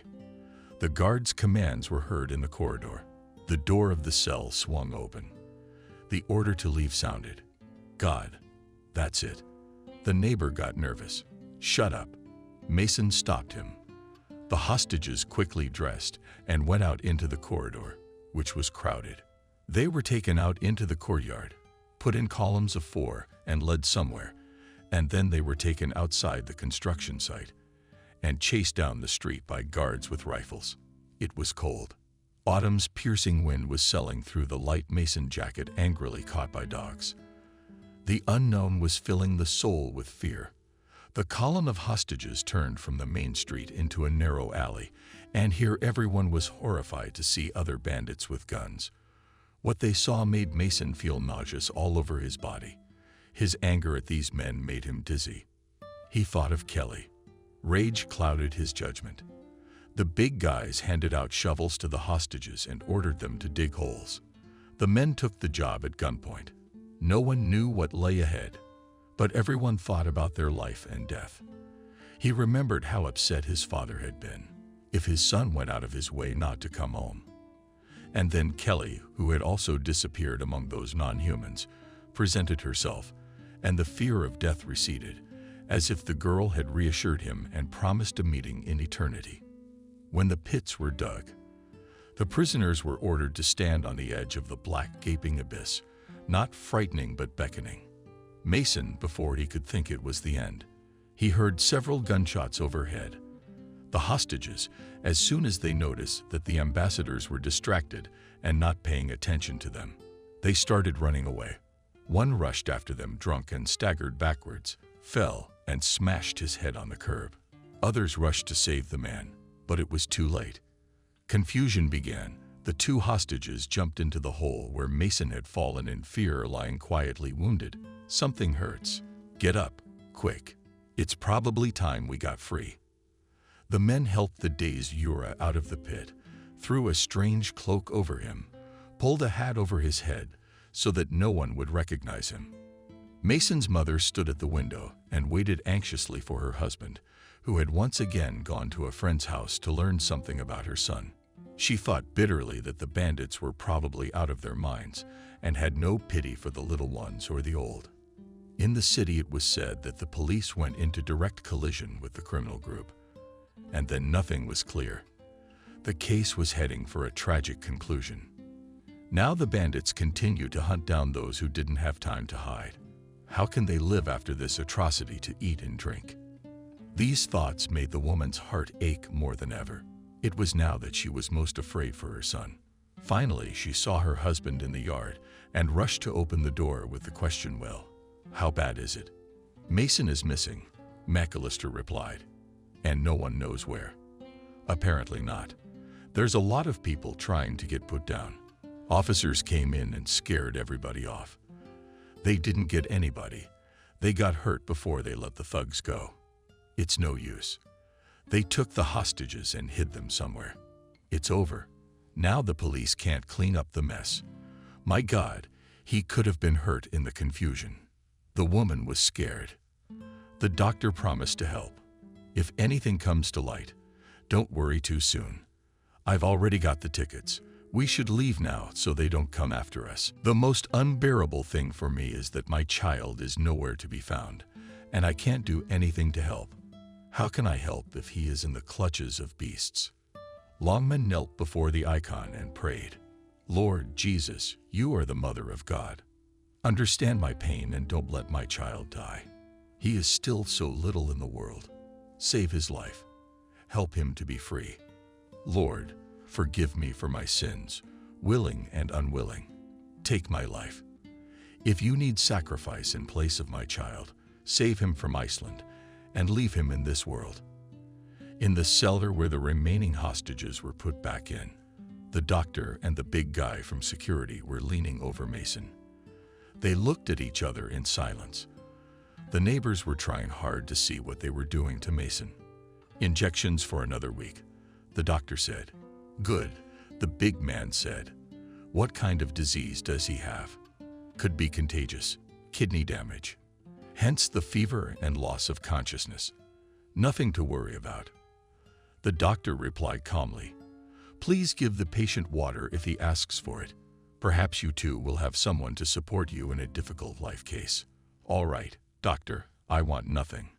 It was unbearably hot. The sun was blinding his eyes. He wanted Kelly to get him a drink. She guessed, herself, carrying a whole bottle of water. The adoption of blonde hair touched his still eyes and lips. They were close together. He reached up to her neck and felt a terrible emptiness. Kelly was suddenly gone. He began to call out to her, unable to hear his own voice. And then Mason was falling asleep. His roommate shook him by the shoulder and asked him what he wanted. Mason asked for a drink. Look at him. He wants to sing. Nearly killed me for a bottle of milk, then asks for a drink. I'd like something strong to drink too.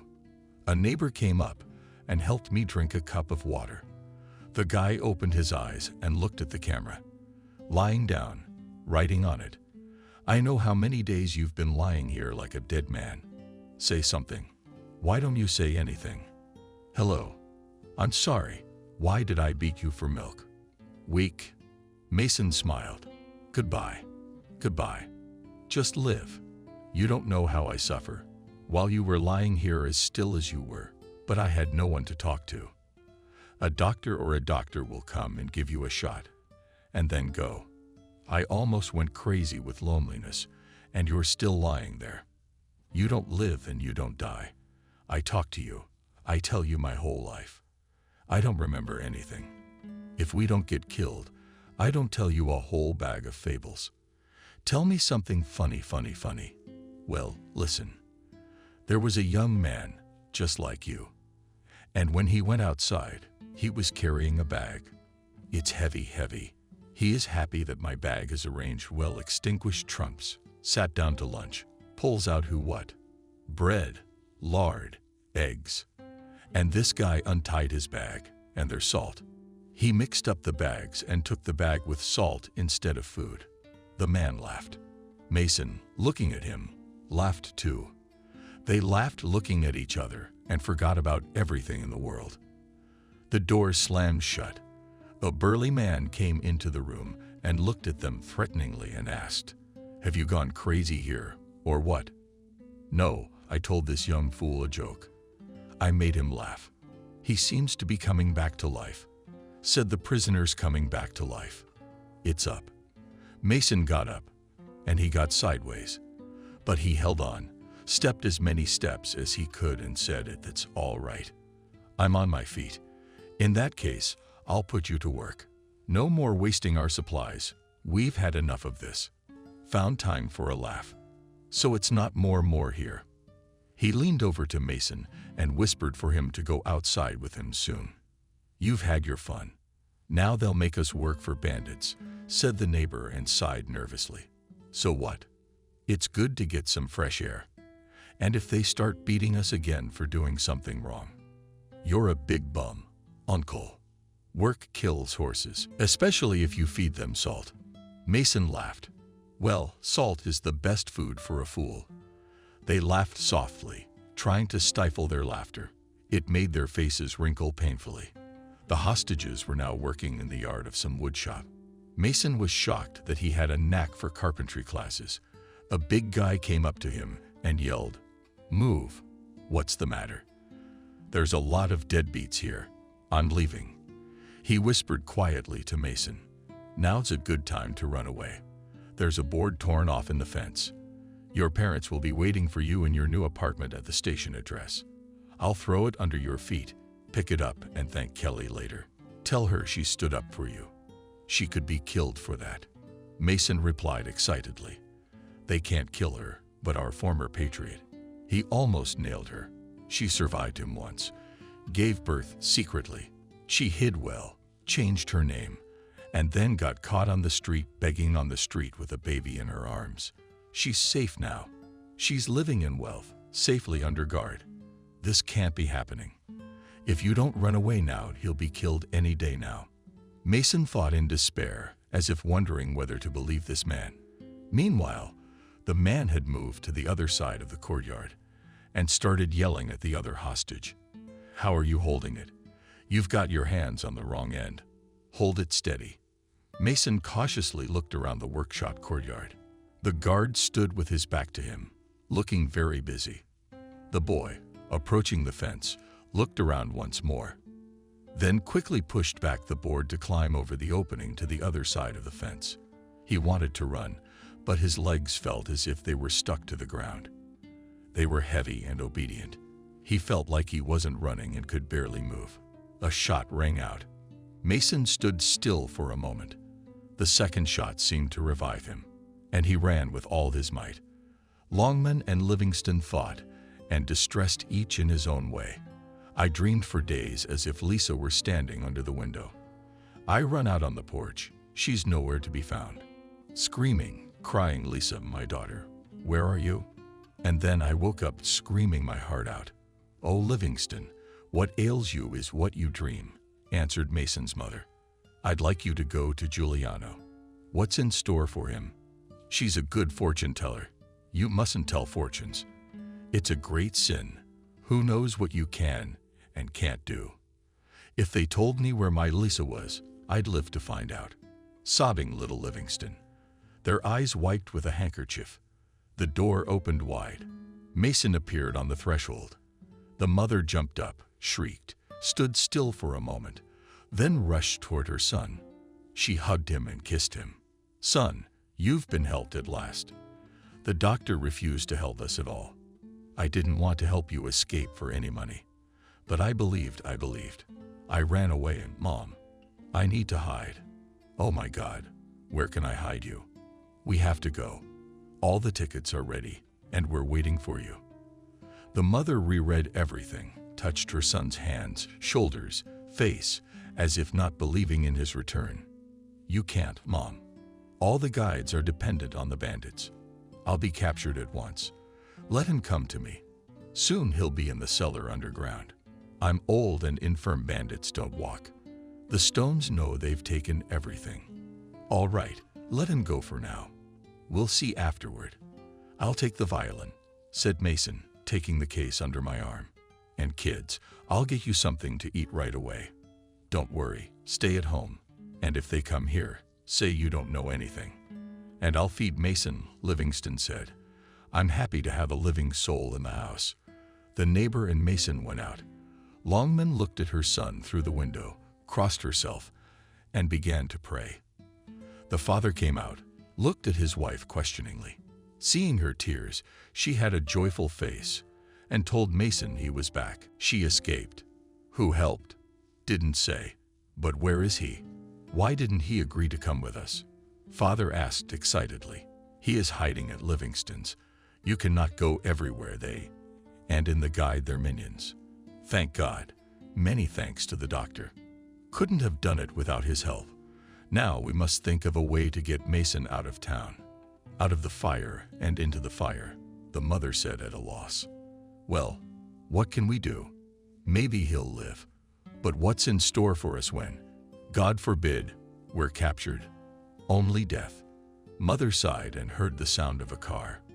Father glanced warily out the window and said, Get ready to meet the guests. They're coming to us. Found them. I'm ready to die. just to keep Mason alive. Father and mother stood by the table. Frozen in anticipation, Mason played Mozart's violin, and all the sublime music fulfilled the room. Livingston listened, and tears poured from her voice. There was a knock at the door. The woman fussed fearfully, raised the floorboards, let Mason into the cellar, threw down the mat, set down the sack of potatoes, and only then let Jacob in. "Hello, mistress." The guest said hello. "Bless you. Jacob, what good news?" "I'm here to see Jura." "No, I have Mason. I've got Mason's father sending me to tell him some good news. I know he lives here." "And what news is that?"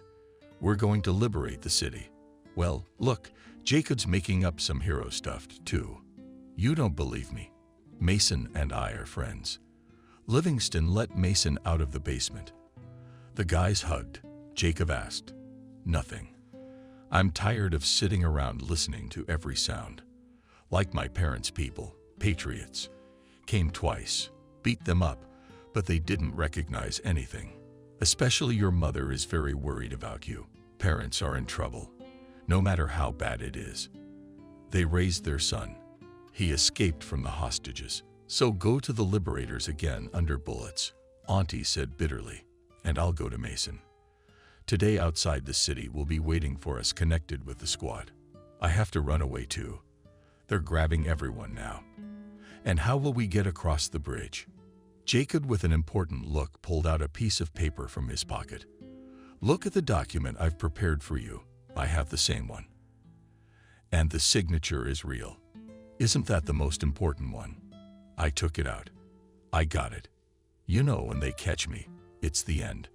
I don't want to go back to the basement. I don't want to give up. I'd rather die. Don't worry.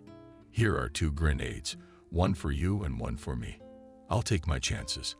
My God, what a terrible time. Life is worthless. Children are ready to die as if they'd never lived a century." Livingston cried, "Thank you so much for everything." Auntie said, "Mason, you will. How will you be in town?" "Take care of you. God is here, at least go out of town." "Goodbye," smiled Jacob. Mason dressed, took the violin case under his arm, put a grenade in his pocket. The guys went outside, the wind whipping through, frowned, lifted the hood. "It's a pity Miranda is not with us." "That's okay. We'll meet up." "Pity Mason. Don't you know? I thought he was missing." Jacob objected. "That's not true. The caretakers told me that Miranda wanted to run away. God forbid it should be so." Mason and Jacob walked through the familiar streets of their hometown. And now it was hostile, for here at every moment death awaited them. A large humpback bridge appeared ahead, and on it a booth, near which 2 guards were stomping. Mason had not seen them before, so he was calm that they did not know them. "Who are the former construction workers on guard today? They're not beasts like the others. Should we skip?" The guys approached the big guy. One demanded ID. Mason, disregarding the order, took out a violin case, gave it to Jacob to hold, and himself played. "You builders are centurions." Men. Smiling, listening to the melody, people gathered, listened shocked by the art of the young musician and the magical sounds that poured from under the bow. When the music subsided, the big man waved his hand, which meant come in. Mason hid behind Jacob. The boys walked quickly across the bridge. As soon as the checkpoint was out of sight, they laughed triumphantly and hugged each other. "Thank you for your ingenuity, Mason," joyfully shouted out Jacob. "Freedom," said they moved towards the forest. Mason breathed a full sigh, looked back at the city, and a melody that he had once composed for Kelly began to play in his heart. Lotta stood over the patriot's bed with a smile on her lips. The man was subdued, no longer breathing. She had once wanted to tie her lover to her with drugs, and then she had known true love with him, with Mason.